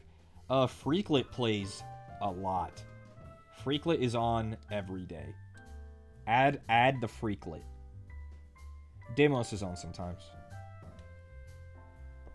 But that Freaklet is on a lot.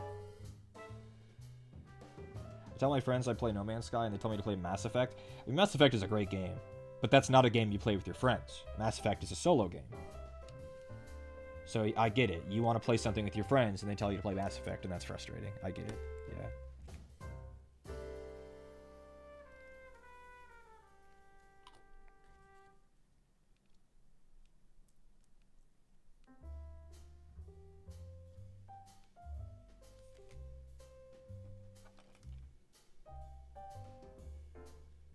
Yeah, I mean, I'm gonna be that guy. Always build your PC unless you, for some reason, any reason, it doesn't matter what it is, really, really don't want to build your own computer. Then buy a pre-built. There's no shame in buying a pre-built, but only do it if you absolutely are sure you don't want to build it yourself. You will save literally hundreds of dollars.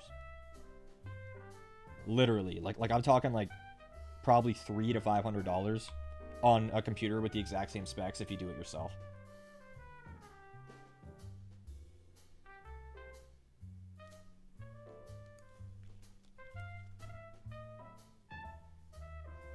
And I did it at 17 years old with only a YouTube tutorial from an Indian man and Linus Tech Tips. So you can do it too.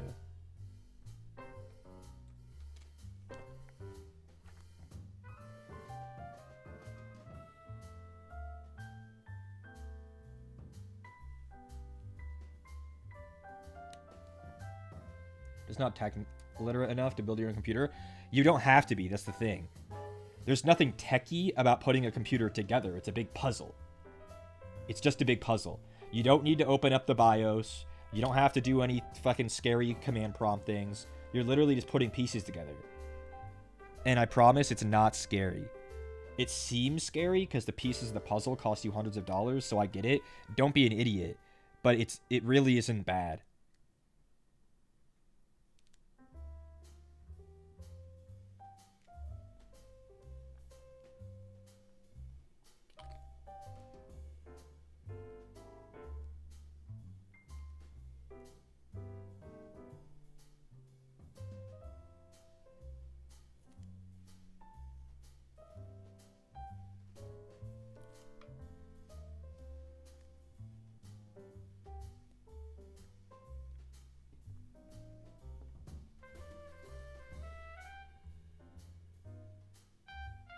If you have a Micro Center near you, then it's even easier, because Micro Center is God's gift to nerds. Micro Center is crazy. You can literally walk in with nothing and walk out with every single piece of a computer. It's fucking crazy. Now that I don't have a Micro Center near me, I'm so sad.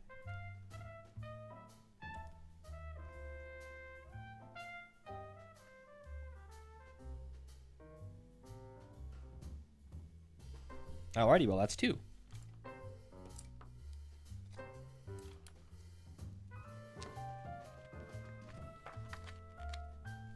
Okay, this guy... No, he doesn't get this piece either. Who gets this piece? Well, it's gonna keep sitting there. Oh, yesterday, loved that place. It rules.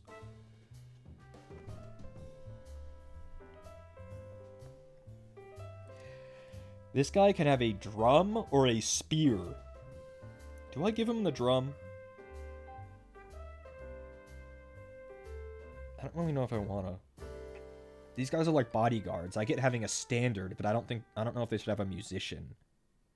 Because I don't think any of these guys repeats. So if I don't give this guy the drum, then none of them get the drum. And I said maybe I should give him the drum. Then maybe I should give him the drum.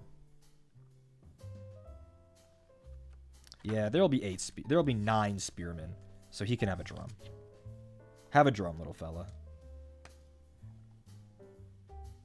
A Mawaru penguin drum.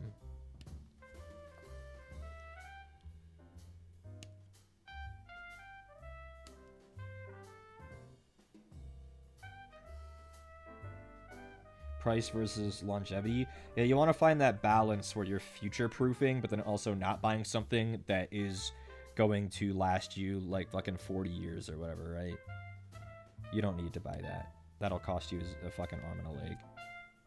You know, every time we walked into Micro Center, me and Bryn would joke about buying the AMD Threadripper. It's a processor that is called the Threadripper, and you just don't need that thing. You know, processors are usually like single-digit cores commonly. The Threadripper has like fucking a zillion cores. The thing costs like $3,000. Nobody needs a Threadripper unless you're trying to build some kind of supercomputer. So, you don't need it. But Reese, just imagine how much more it could process. A lot. The Threadripper is for like processing fucking Blur Studio level cinematic renders. You know, you don't need that. But maybe it can run Minecraft with shaders at 4K 60.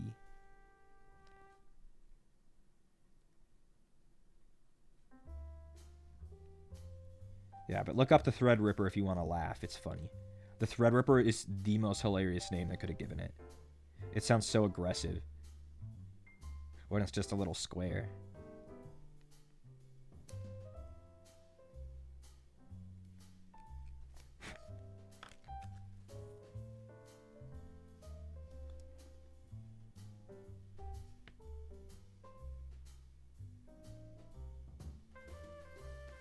I thought it was a nickname? No, that's its official product title, the Threadripper.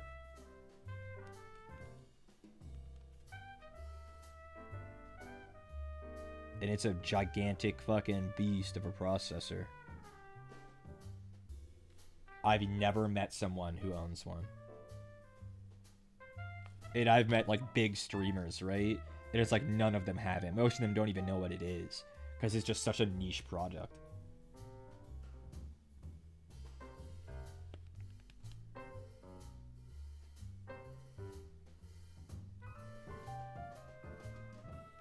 But it's for people who want a fucking supercomputer.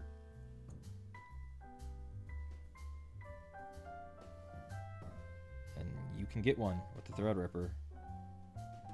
Make no mistake.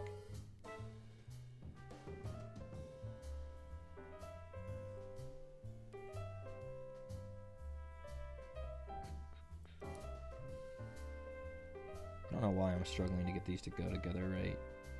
It takes just a little bit more finagling than I feel like it should. Am I doing it wrong again? He has the bell tail. And then on this side, he has a little hatchet. No. No, this is right. So then why aren't these going in a way that I feel like they should?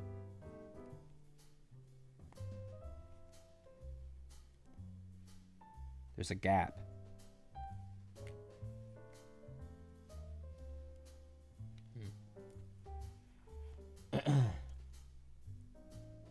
There's a PC specifically dedicated to rendering 3D models, and I'm pretty sure I'd have a Threadripper. Yeah, that's the kind of stuff that the Threadripper's for.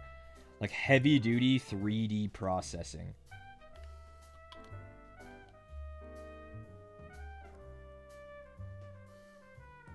Yeah, no, if you got a 2080 as a hand-me-down, I mean, like, I have a 2070, and that thing's lasting me a while, right? Like, you don't need a fucking 4000 series card still. They'll put the card out on the market and then make you feel like you need to buy it because it's like, oh, it's new, which means it must be necessary. It's like, uh-uh.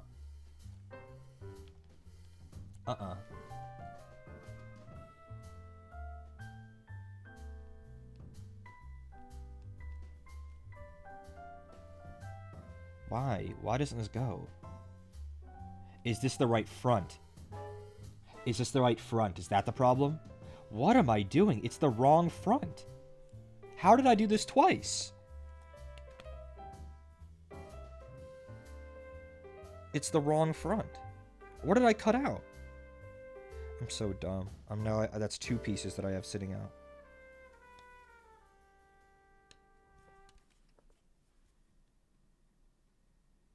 Okay, next time I'm cutting out pieces, I gotta lock in.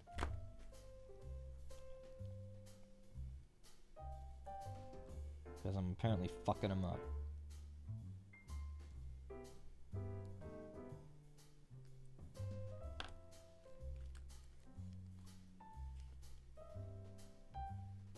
Okay, now this should go in easy.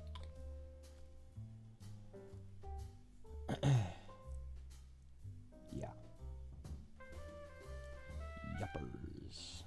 Barbarino. How did I do that? I don't understand. What's wrong with my brain?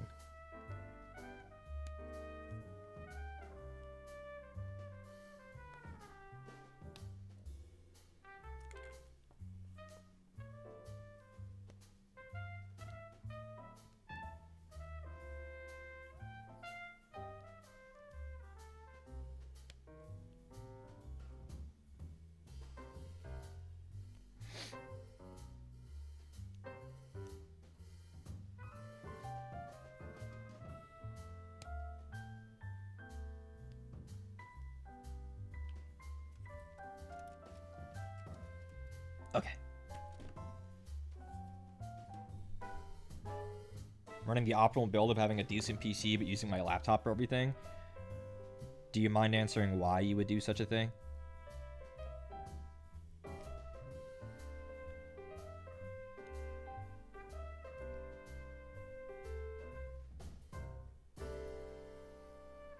I like it, smile. Well, you know what? That's really the only justification you need.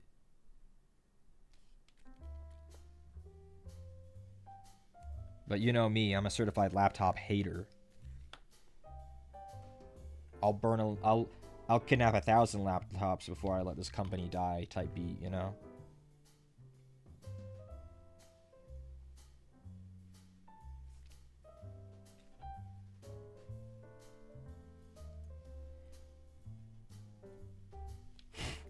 They're lucky the monsters and Monsters Inc. really believe in interspecies rights. Like, how come all the monsters cared about kids' rights? I thought they traumatized children for a living. But suddenly, kidnapping children was like, that's too far for me, Mr. Waternoose. I will not kidnap a child.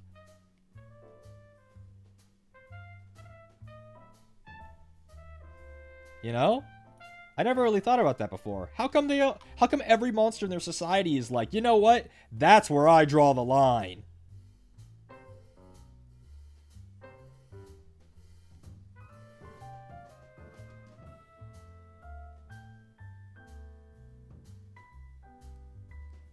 What insane segue? I mean, I quoted Mr. Waternoose first. You could have seen it coming if you were Monsters Inc. head.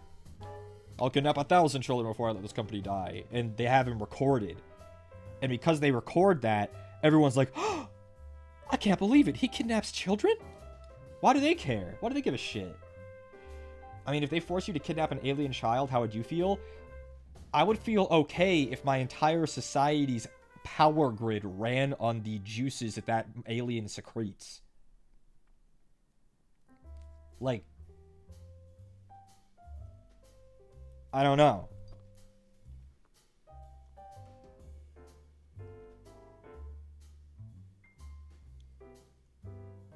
Because if they're kidnapped, they can't make more energy? No, but they do. Because Randall and that one guy with the glasses were using that big scream extractor. They do.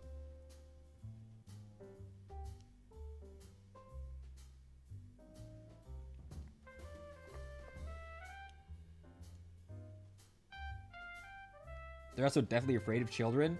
I think they're scared it's going to kill them. Maybe, but it's not really the way the film sells it. They try to sell it like it's a moral issue, not a safety one.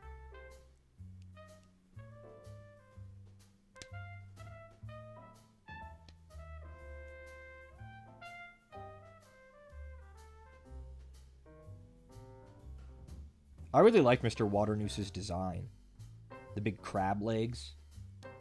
He was cool.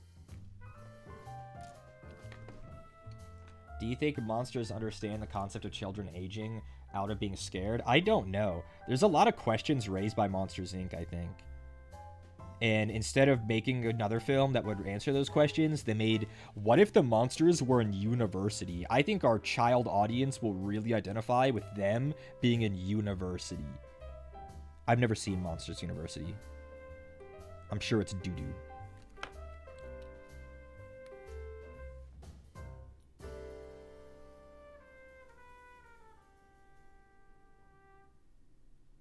I'm sorry if you like Monsters University. But Monsters Inc. is peak. How could they make I don't know, man. But then again, they didn't make a prequel for Incredibles. They made a sequel, and that was doo-doo. So, maybe just leave Peak alone, you know? Just leave Peak alone next time, motherfuckers. Evil fucking wretches. Disgusting, abhorrent creatures. Make you want to vomit. Company executives. I'll kill you.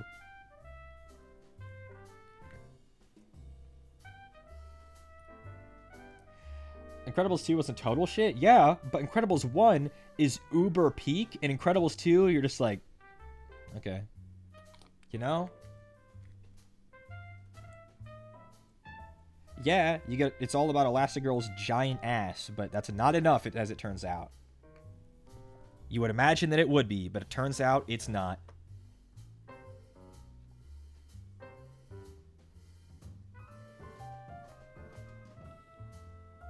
Incredibles 1 is like the best Pixar film of all time. It's definitely up there. It's definitely up there. At least they left Big Hero 6 alone. For now. It isn't gestated enough yet. They need to let that boy stew before people really want to get another film.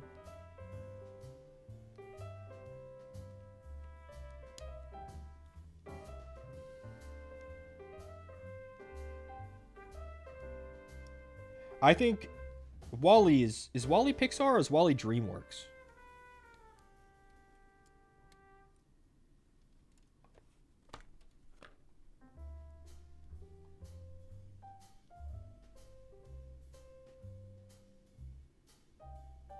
Pixar? I thought so. I think WALL-E is like the best animated film of all time. I fucking love WALL-E. Connor loves WALL-E too. WALL-E is awesome. That shit makes me cry. The beauty of the world. You've never seen WALL-E? What the fuck is wrong with people? You've never seen WALL-E? What have you been doing instead? It's WALL-E. He goes, Eva, and then you get so invested in a little guy that that's the only sound he makes. The whole film. He's just like me. I love WALL-E. What an inspired design, too. WALL-E. Like the robot design.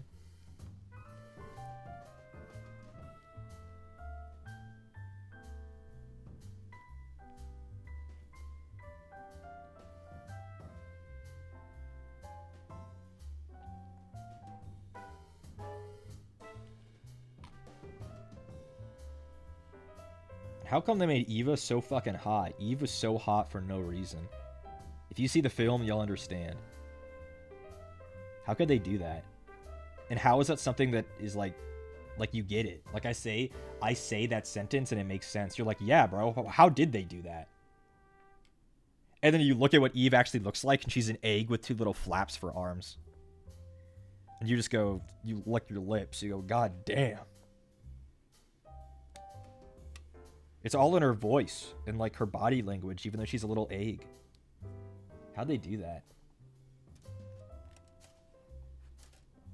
I'm not the only one who thinks this. You guys won't convince me that I'm wrong. Voices are very attractive.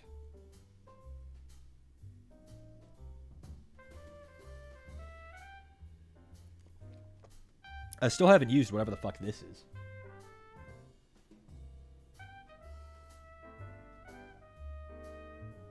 Also, another movie that treats its audience with respect? Absolutely. WALL-E is like super mature, and I'd argue it's even targeted to even younger kids than like Transformers 1. And yet, it totally respects them as like an audience for sure.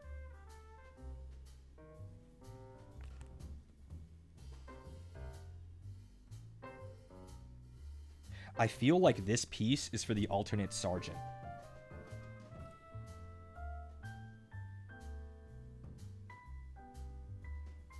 Silent pro tags are goated because the art has to speak harder. I kind of get that.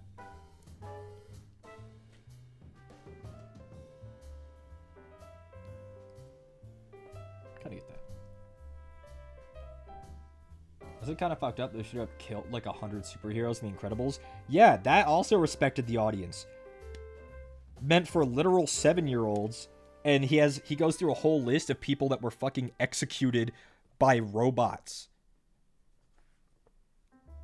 That scene's awesome, by the way. I watched that recently. It got recommended to me on YouTube, and you bet I watched the whole scene. The music in The Incredibles is so good.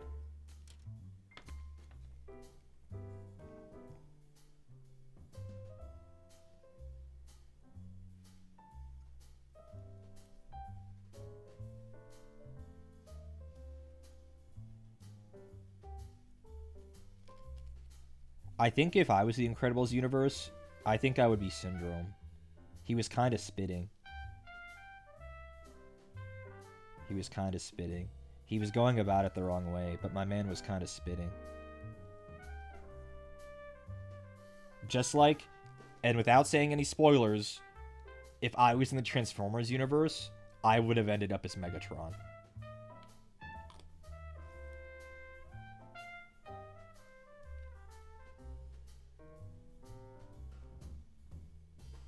If you see Transformers 1, all I will say is Megatron is spitting the entire time.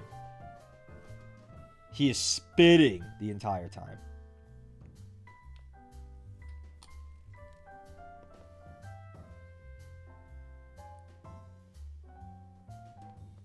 Step off my goat, you know? I've never been a big Megatron stan, but this film made him so cool. Megatron was so cool. The Boys is such shit. Such shit. It turns out after all this time, it had nothing to say. It just turned into fucking shock value slop. After all this time.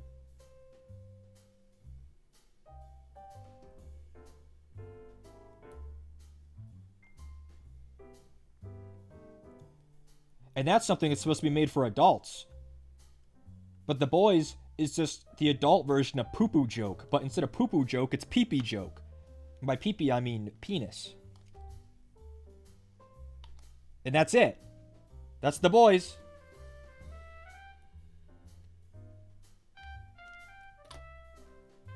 At least poo-poo joke's funny.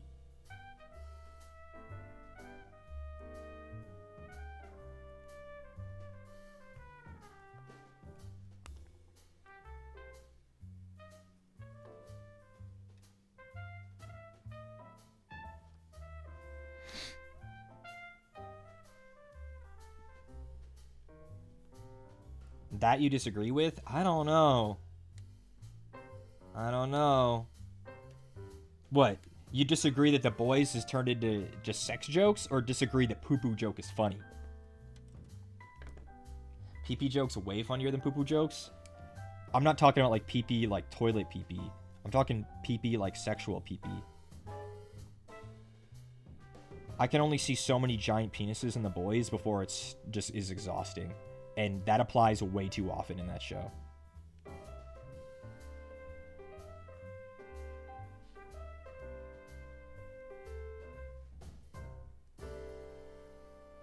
It's like, back when Justin Roiland was still in charge in Rick and Morty. Like, bro, how many incest-themed episodes are you gonna make? Because I am tired. They are so unfunny and awful, and he made like fucking 30 of them.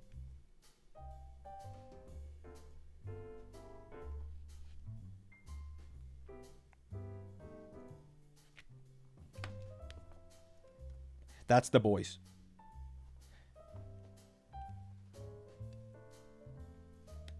It's look a pee-pee, and then this person blows up. If Homelander is not on screen, the show is bad.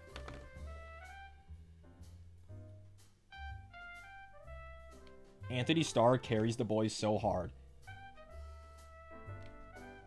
It stopped The Boys. The thing that's crazy, The Boys started as a kind of redemption for a really shit comic, and now it's slowly starting to morph into the comic that it was supposed to be making fun of.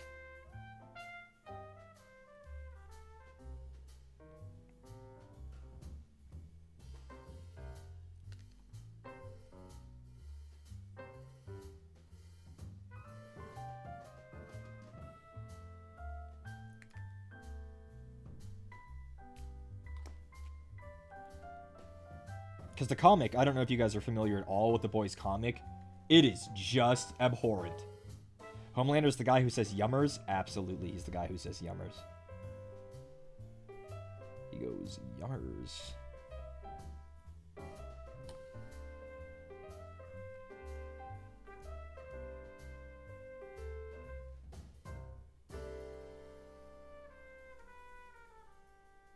Extra whipped cream. And he pokes in his little tummy and he goes, yummers.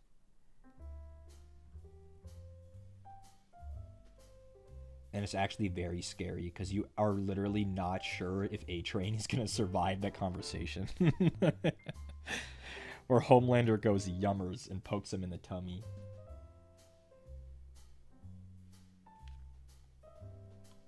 Yeah, does he really? Yeah. He knows the context is their speedster like can't run anymore because it's too hard on his heart or something. And Homelander catches him getting like a really fatty like coffee or milkshake, and it's like he's like, oh, extra whipped cream, and he pokes his tummy and he goes yummers, and he's like fucking taking the piss out of him for getting like a fatty drink, and he's like gaining weight as their speedster.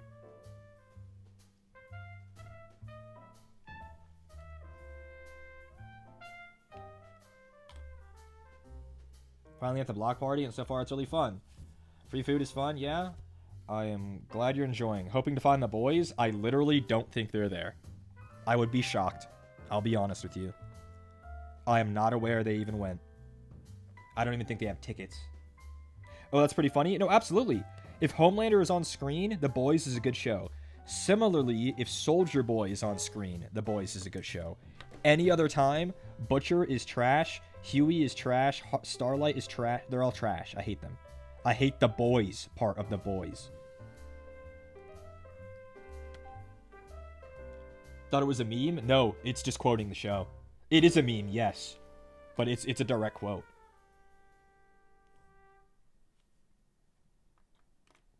Yummers. Halfway done.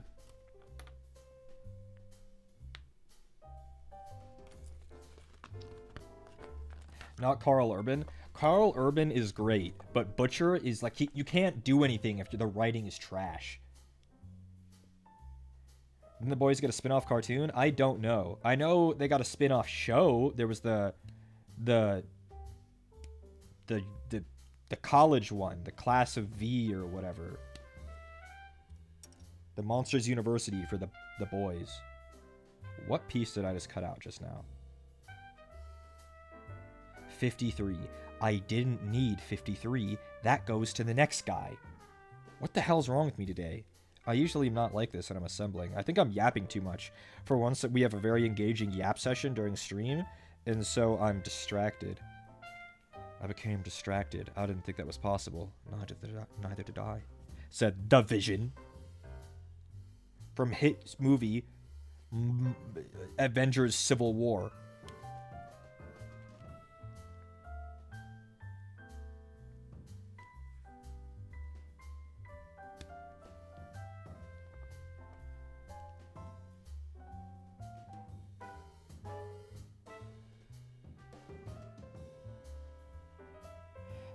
In a similar vein, Invincible is better, but also that shit needs to speed the fuck up. The latest batch of like Invincible was so fucking boring, bro.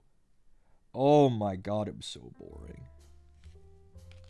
Speed up. I've seen what happens in the comics, and not all of it's fun. So you gotta fucking speed it up, Invincible. You gotta speed it up.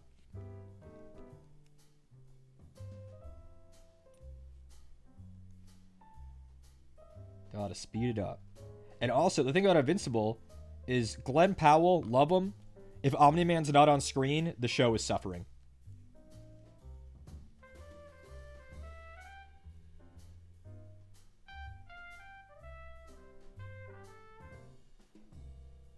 Did I say Glenn Powell? That is his name, right? Or am I thinking of a different Glenn? Glenn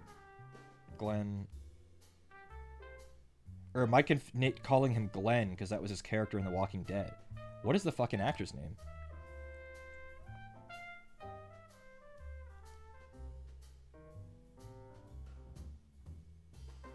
Is it Glenn Powell? Am I right? Now, like, I was starting to gaslight myself into thinking that I was insane.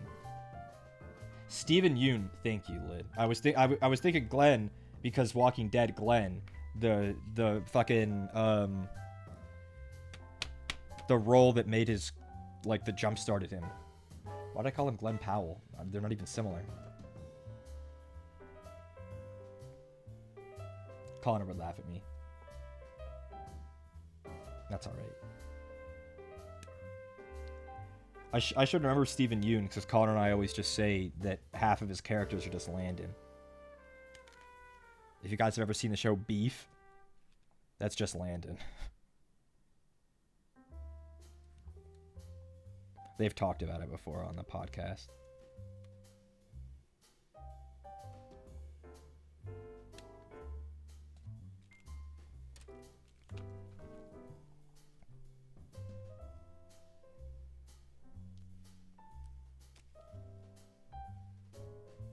You had to explain to them what kudzu was? Right, that's right. You're from the Atlanta area.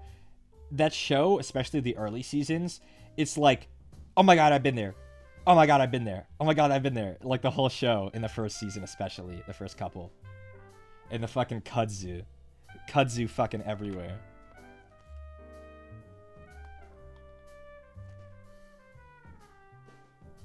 It's weird not seeing kudzu anymore. Evil ass kudzu. If plants could be evil, kudzu is evil.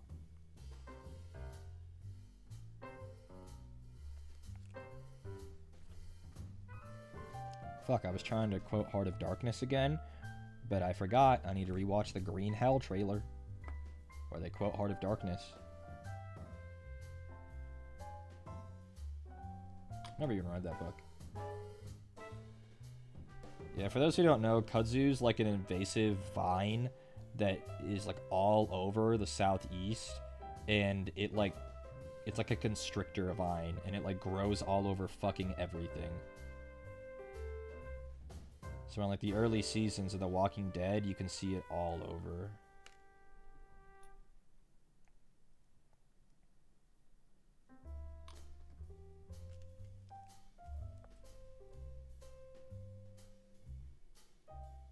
And, like, it doesn't really discriminate. It grows all over trees, all over buildings, light poles, everything. Like, it strangles and, like, destroys, like, ecosystems.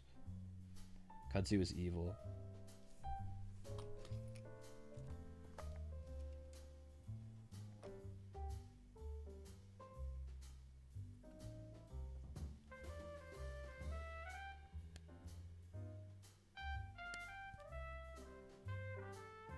I see your kudzu and raise you 6 billion cane toads. Cane toads are definitely worse. Cane toads are absolutely worse.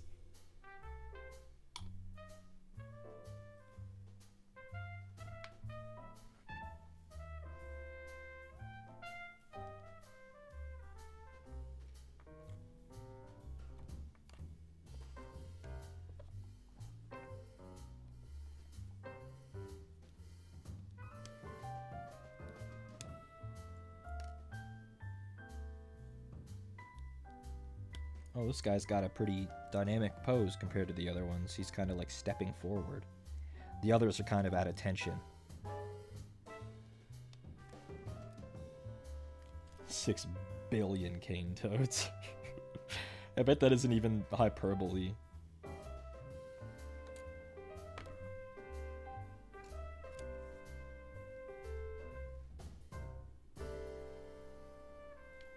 Cane toads are so bad.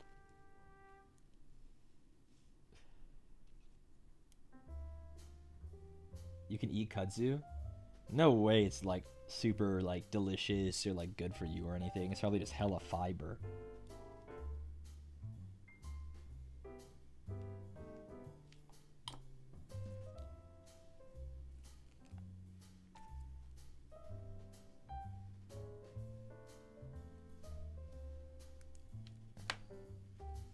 Gonna see Voltaire tonight, so I got a dip. Thank you for the stream. Yeah, of course. Enjoy Voltaire. When we saw him a couple months ago, he was awesome. He was really good. So you'll have fun. You'll have fun. It was really good when we saw him.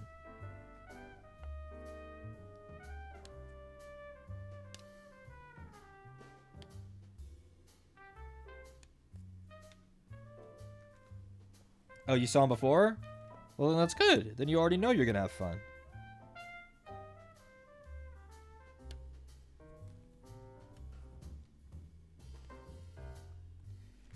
How come this stream I'm like so high energy and talkative? Is it because building takes a lot less focus than painting? I just feel like we got a lot more interaction on this stream, both ways. Like you guys are talking more, I'm talking more. Like every stream could be this way. We just need everyone to be better, you know? Maybe because I had a fun adventure today? It wasn't that fun. I was in the car for 2 hours.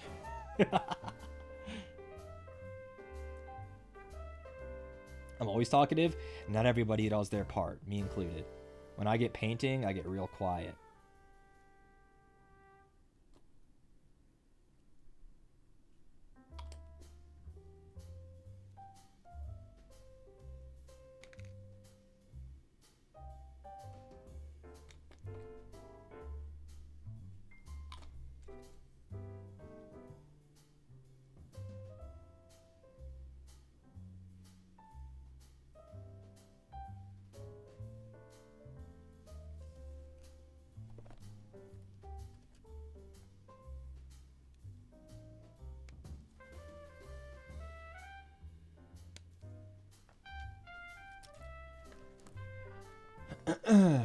To our dry podcast time? Yeah, I was listening to Best in Jest.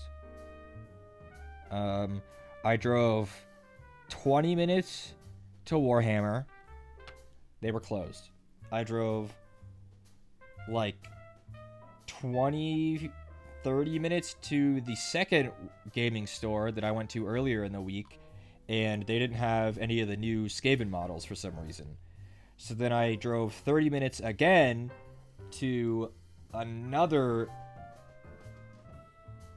gaming store, but like it was like okay, so this one's here on this side of town, like Warhammer, and then I went here to get to the second store, and then the third store was here, so like it was me just fucking going back and forth, and then I just went home.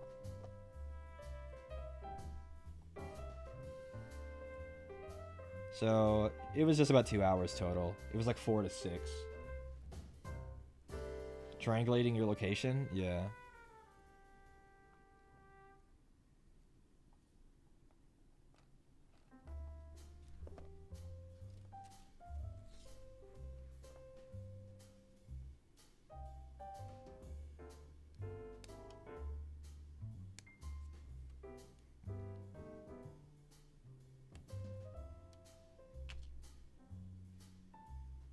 Like, what did I just cut out? What piece is this? 58? I fucking hope so. We're about to find out. This sprue is very cluttered. It's really hard for me to tell what's what.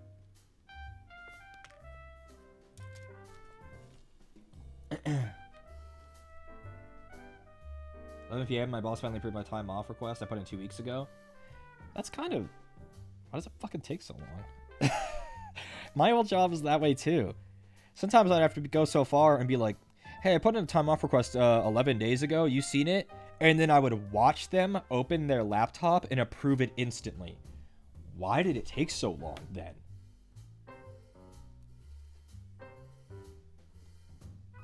Like I'd ambush them when they were on break. Because I know it's not that it's hard to do. They're just not doing it. So it's like, okay, let's see you do it right now.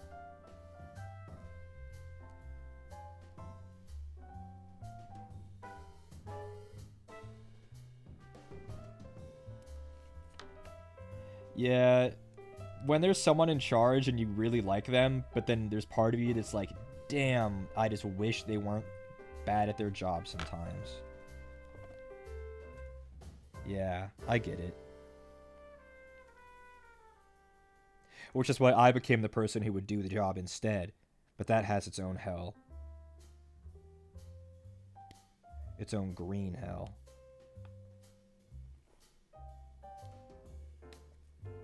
Writing up the same dumbass every week for fucking not counting his drawer. Hey man, your drawer's off. It's off all the time. Why? And then I would go tell the upfront, I'd go fucking chew out the upfront leaders. You fucking idiots, stop putting this dumbass on fucking money. Don't give him position with money. Have him do dining room. It's a pain in the ass for all of us having to fix this drawer now. And hope we can find the money somewhere. Stop putting him there. Oh, but he can get better. I don't give a shit. And also, he's not. Stop putting him on money. He doesn't want to be on it either. He's tired of getting written up.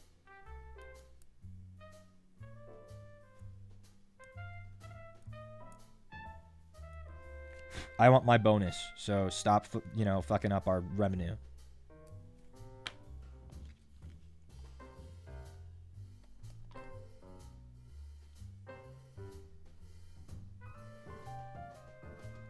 We got profit-based revenues as leaders.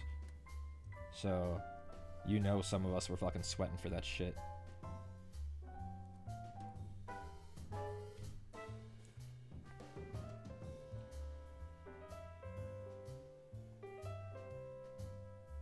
They fired a shift recently for messing up the money hard. Dude left $200 just out in plain sight. What the hell?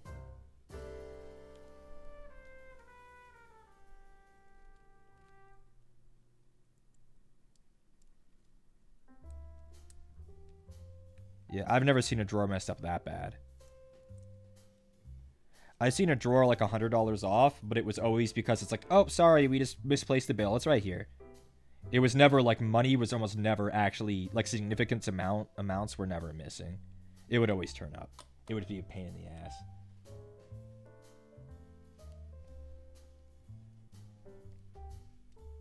Well, that's the thing. There's that Scott Sace. Sorry, we're not going to approve your time off request. Then I guess I'm calling in sick. It shouldn't be called a time off request. It should be called a time off warning. Because I'm not going to be there.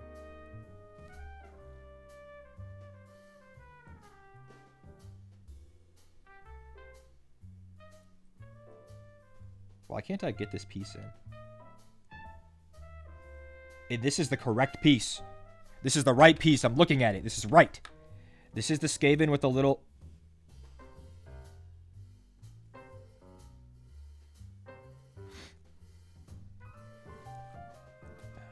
It's the wrong piece. What the fuck is up with me today? That's like the 5th time this stream. I'm literally never like this.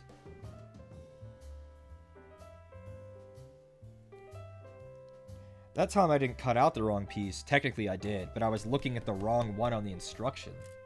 I was looking at the wrong one. Look, this guy is a little rat.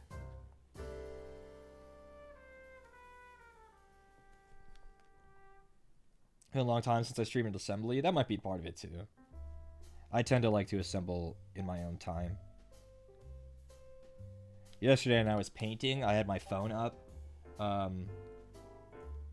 had my phone up like I was streaming, but instead of looking at chat, I was cutting magic trees in RuneScape. Man, that was productive. Painting and RuneScape. No wasted XP.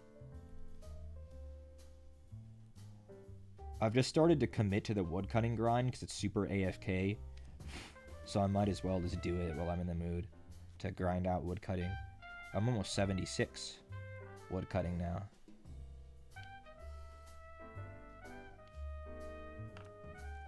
Anybody need some magic logs?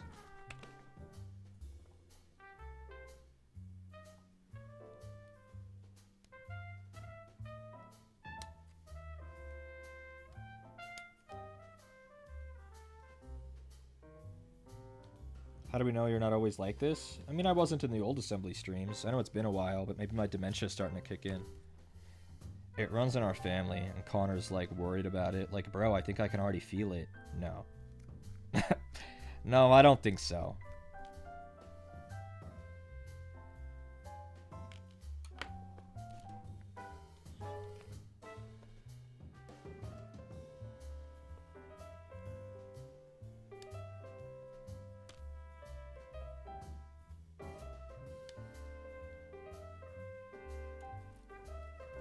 Early onset isn't that early. Well, yeah, it'll be like we're going to the gym and we're walking to the car, and he's like, "Forgot my water bottle," and then he'll go grab it, and then he'll come back and be like, "Dude, I don't know. I feel like my memory's going." And I'm like, "Don't worry about it, buddy.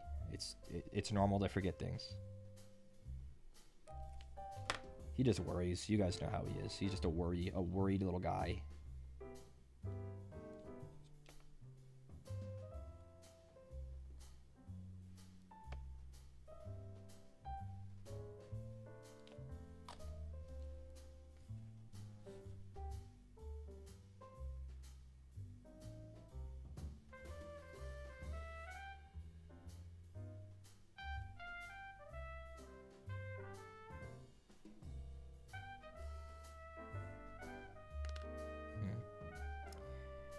You just don't want to stick.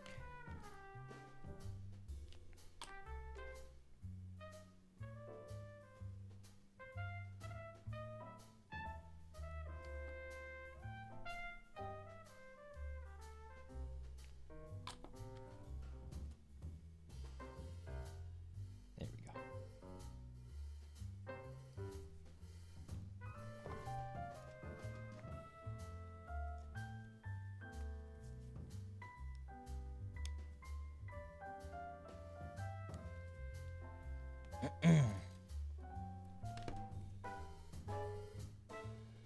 That's literally just ADHDs? Yeah. It's been a long time since he was medicated for stuff like that. It never really worked for him. I hope that you can actually find something that helps.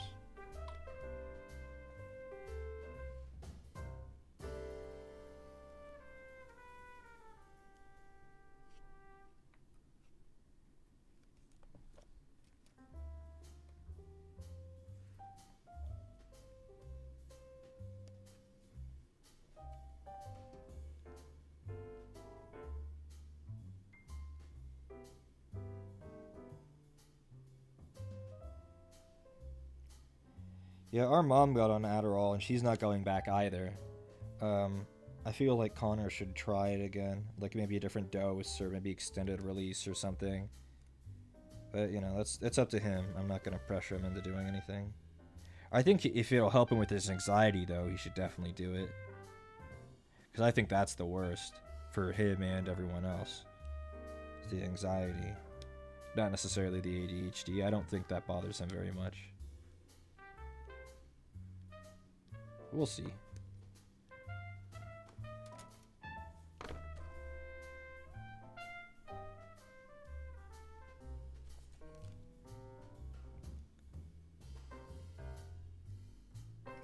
But I get it. It's not like he has some fancy, like, government insurance either.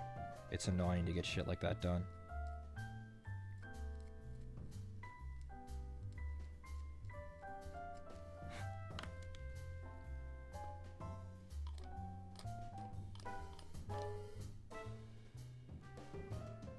Vans helped your anxiety a ton. I've heard similar things.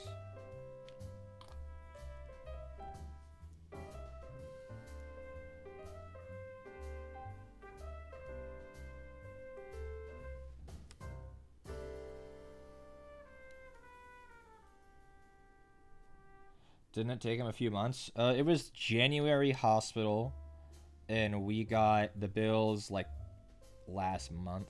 The month, maybe early this month. I think it was probably the last month. It takes a while for that shit to show up. They gotta make sure how much they're comfortable overcharging you before they do it. They want to charge you just enough where you lift your eyebrows and fucking blow air everywhere and go, what? But then not too much that you won't pay it at all.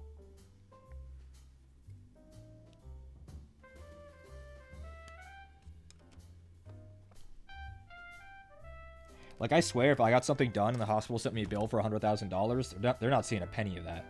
They're gonna have to come find my ass, because I'm not paying that. I'm sorry.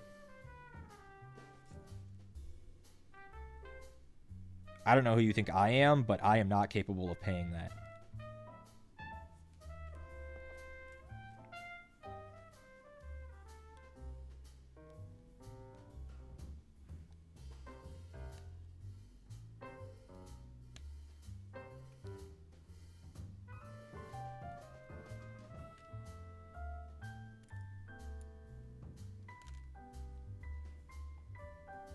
an itemized bill and it goes down to the minimum, but you got to be insured. Yeah, that's the hard part in America, being insured.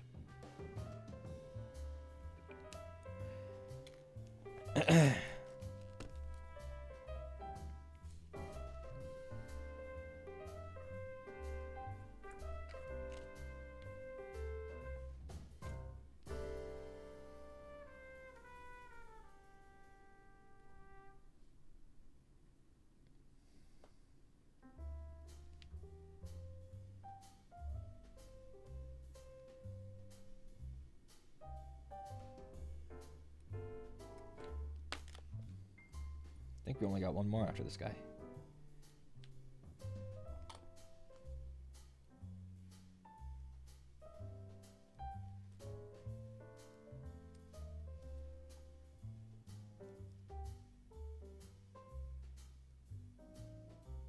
Trying to figure out how this goes. This is right? Oh, I was doing it on the wrong side. He's left-handed. Is he? Yes.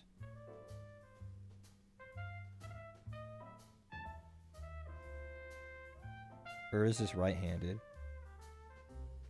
What do you want you probably want your dominant hand. No, I guess this is right-handed. Left-handed is the other way. You want your dominant hand on the back to give as much push.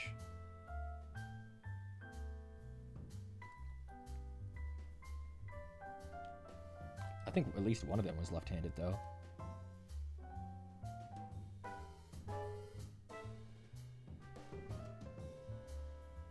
It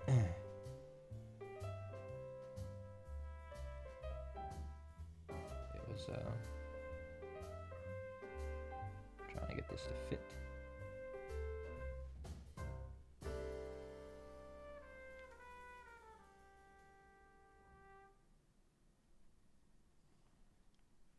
Dominant is dexterity, non-dominant is for balance.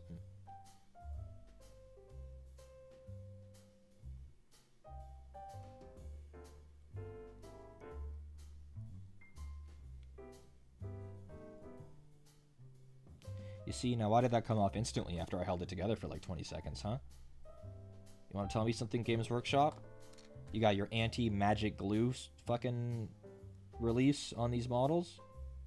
What's going on? Evil Brits casting your fucking spells?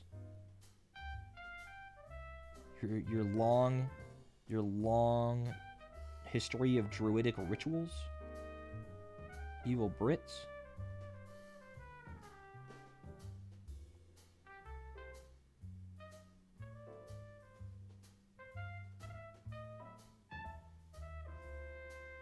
There he goes. Stay together now, dipshit. I think we're on the last guy, right?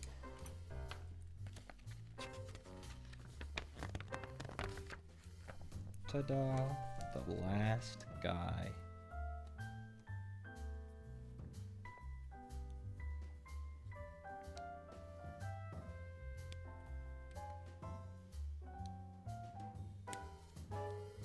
Guess what part that was.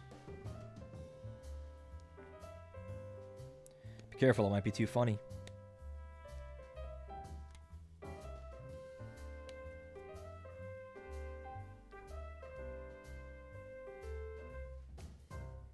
This part's 69.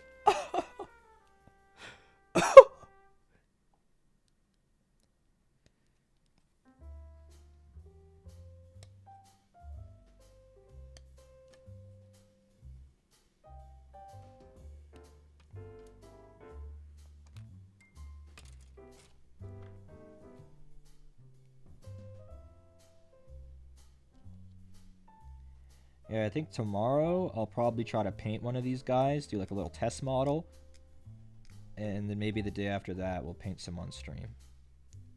Or maybe we'll paint Krizik, who knows.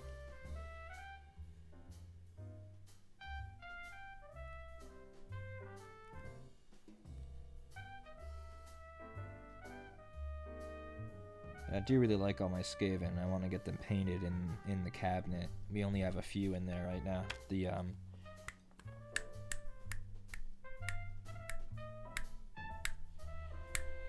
The Warhammer Underworlds. Remember those ninja ones? The ninja rats that we did? We did a few of them.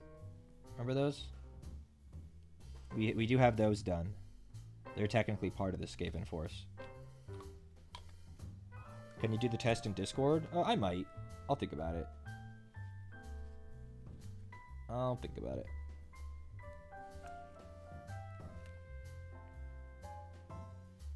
Yeah, the smoke bomb guy. Yep, there's a smoke bomb guy, and there was the guy with the net. I think there was one more that we did. Did we only do 2? Maybe we only did 2.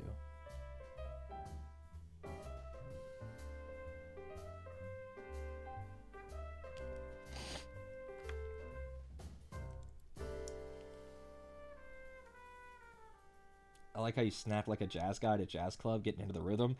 Does no one else do that? Like when you're trying to like think of something, you're like, it's like you're trying to jog your memory, and for some reason snapping helps. I don't know what it is about it, but snapping helps. Unfortunately, I can't snap. Can you really not?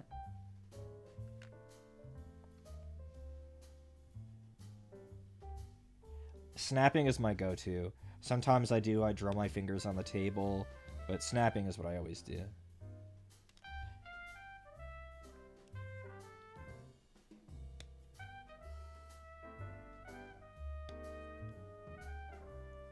Does it make proper sound? You take your hand and you take your middle finger and you place it on your thumb, and then you kind of curl your other fingers in. It doesn't really matter where they go, but this is just more comfortable. And you press them together really hard, and then you slide your thumb off your middle finger. And because you're pressing really hard, it smacks into the meat of your thumb and makes a sound. You can use your ring finger too if that... mine doesn't make that much of a sound, but... And if you do it fast, it sounds good.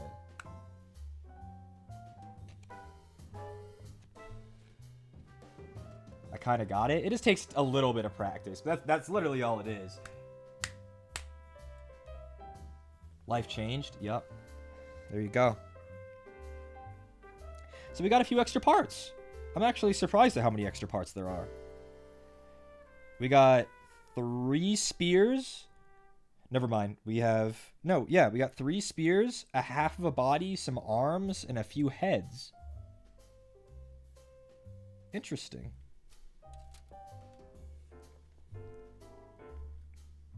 Do I use Pro Acryl by any chance? No, I'm aware of Pro Acryl, and I've been kind of wanting to try some, but I never have tried any Pro Acryl paints. Why, are you looking to try them too? Spitfire? This is the wrong side again. I'm goofy. Or is it? No, it was the right side. I think I just had the spear upside down.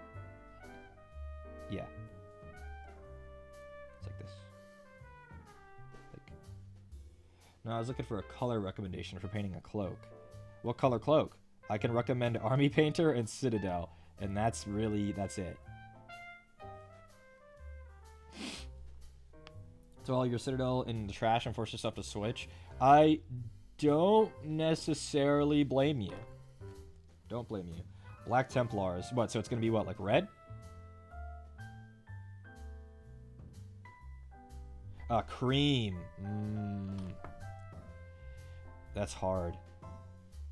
I understand why you're looking for recommendations, because that is hard. Hating getting solid dried paint chunks in your paint with the Citadel. I also agree. My last pot of Wraithbone was like that. This one's actually good. This Wraithbone is like actually nice and creamy-ish. But my other one was not at all, and it dried open. I get you, for sure, I get you. But I mostly use contrast paints and speed paints anyway. Is it not common to mix your own? Oh, you definitely can, but sometimes you want something really specific, and all the box arts are specifically done with specific colors that aren't mixed.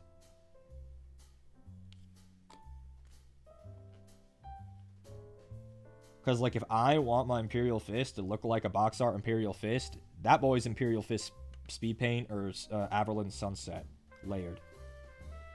And those are my options. The really, really, really experienced painters mix paints, absolutely, but I'd say the average person does not.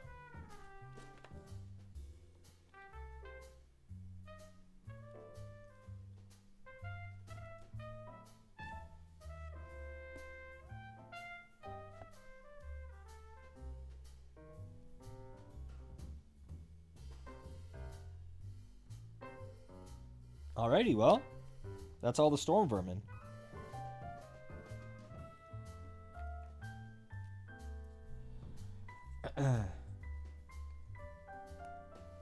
Yeah, that's the other thing. Spitfire's right. A lot of the times, MIDI paints, you don't know what's in them. So, like, let's take that Wraithbone back, for example. Nowhere, come on. It's hard to read it because it's white on tan, but nowhere on this bottle will it tell you what's in this.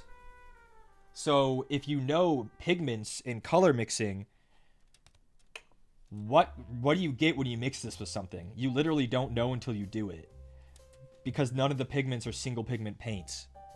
You don't really know what's in this. You could get a result that you're not expecting. So yeah, I know Chimera paints as well. I've never used any, but they have single pigments.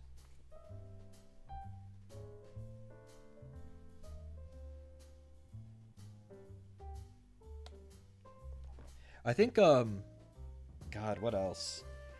I think Army Painter Fanatic, some of those are single pigments. Some of the new Army Painter.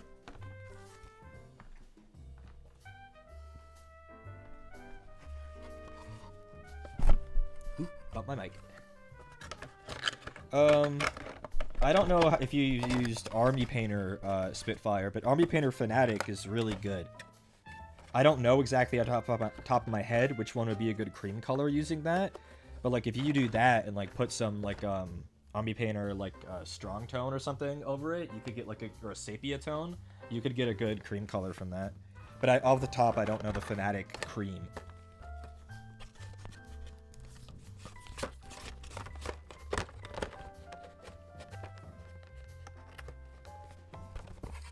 I know you said you switched from Citadel, but Seraphim Sepia Shade also gives like a good cream color. Like I primed this guy Wraithbone, and I just put Seraphim Sepia over his tabard, and that's what we got. So it's not terrible. Again, it was Wraithbone with Seraphim Sepia over it, and that's what it looks like. You can kind of see it in the back too. That's just Seraphim Sepia over Wraithbone. If you want deeper shadows, sometimes I use Skeleton Contrast, Skeleton Horde for a little bit browner shadows. Or you could do a couple more coats of Seraphim. Okay, rat boys, how we looking? I'm counting now to make sure I haven't misplaced one or missed one. That's 4, 5. Yep, you guys are 5. You guys are 5. Do we all have weapons? Yep. The ones that I like the best. I need to look at their little faces.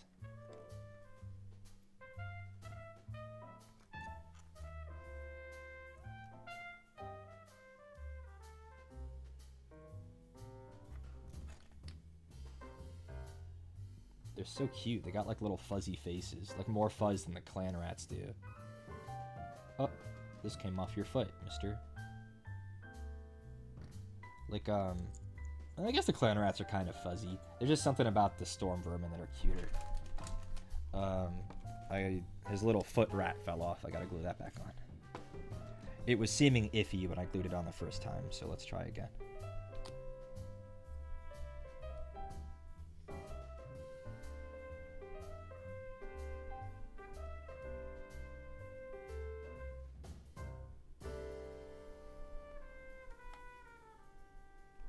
I like the drummer's helmet. The drummer, Serve, thanks for gifting Spitfire there. The drummer has like a really heavy helmet. Like it covers his whole snout and even his nose. That's fun. I like the little like bells that some of them have on their tails. That's fun. Imagine them like jingling along. These guys have like the little cages over their eyeballs,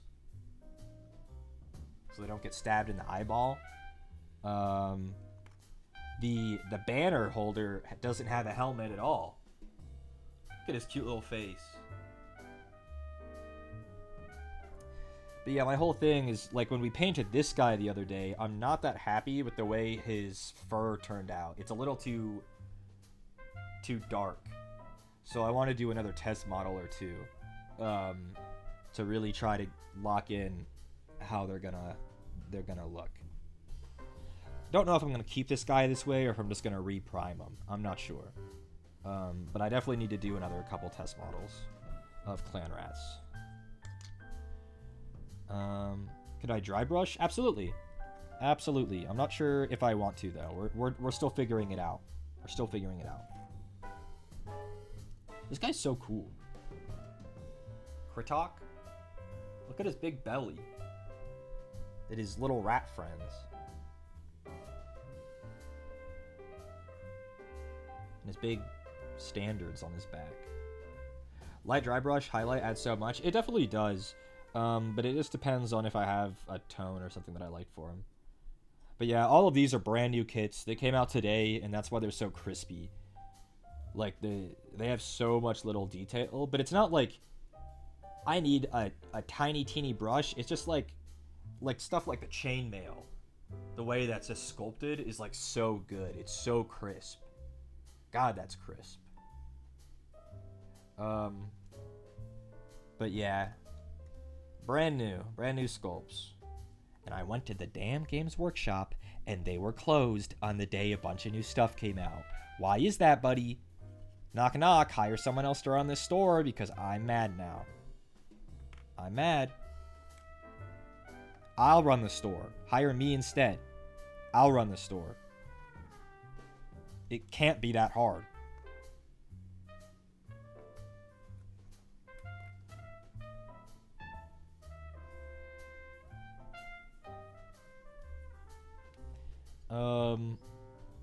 Yeah. I mean, all you have to know, customer service. You need to know, customer service. You need to know your Warhammer. And you need to know how to count a drawer. There you go, buddy. All done. Oh, and how to run a social media account. Which this guy barely does. They only post like once every 3 weeks. And it's like, wow, come in on Saturday. We got new pre-orders coming up.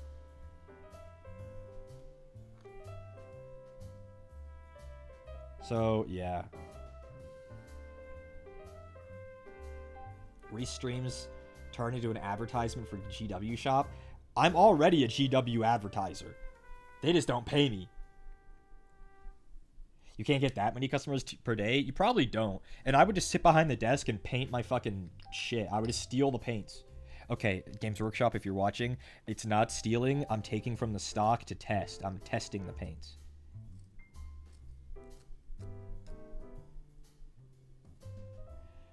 Reese, we're noticing on your latest shipment, you ordered 4 more times the Nuln Oil that you normally do. Oh, yeah, don't worry about that. We're just really going through it.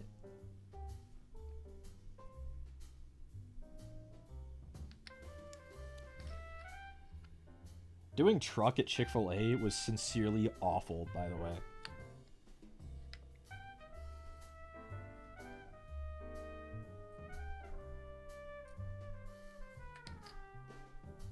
It's called a product demo. See, there you go.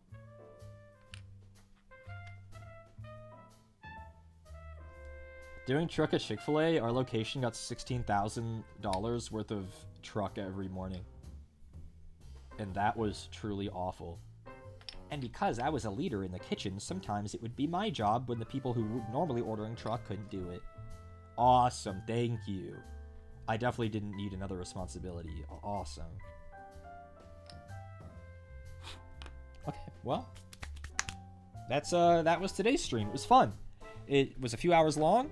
It was really fun assembling this stuff. Tonight, I'll probably prime and glue them onto their bases. And, yeah.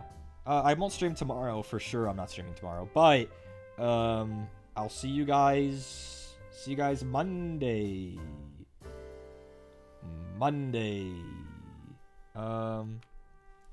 I will see if there's anyone to raid. Let's go look, shall we? Anyone got any recommendations?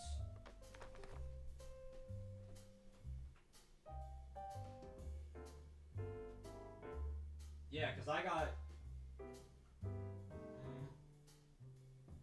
Oh, Cringy's on. It's been a minute since I raided Cringy. I'll raid her. I'll take recommendations next time.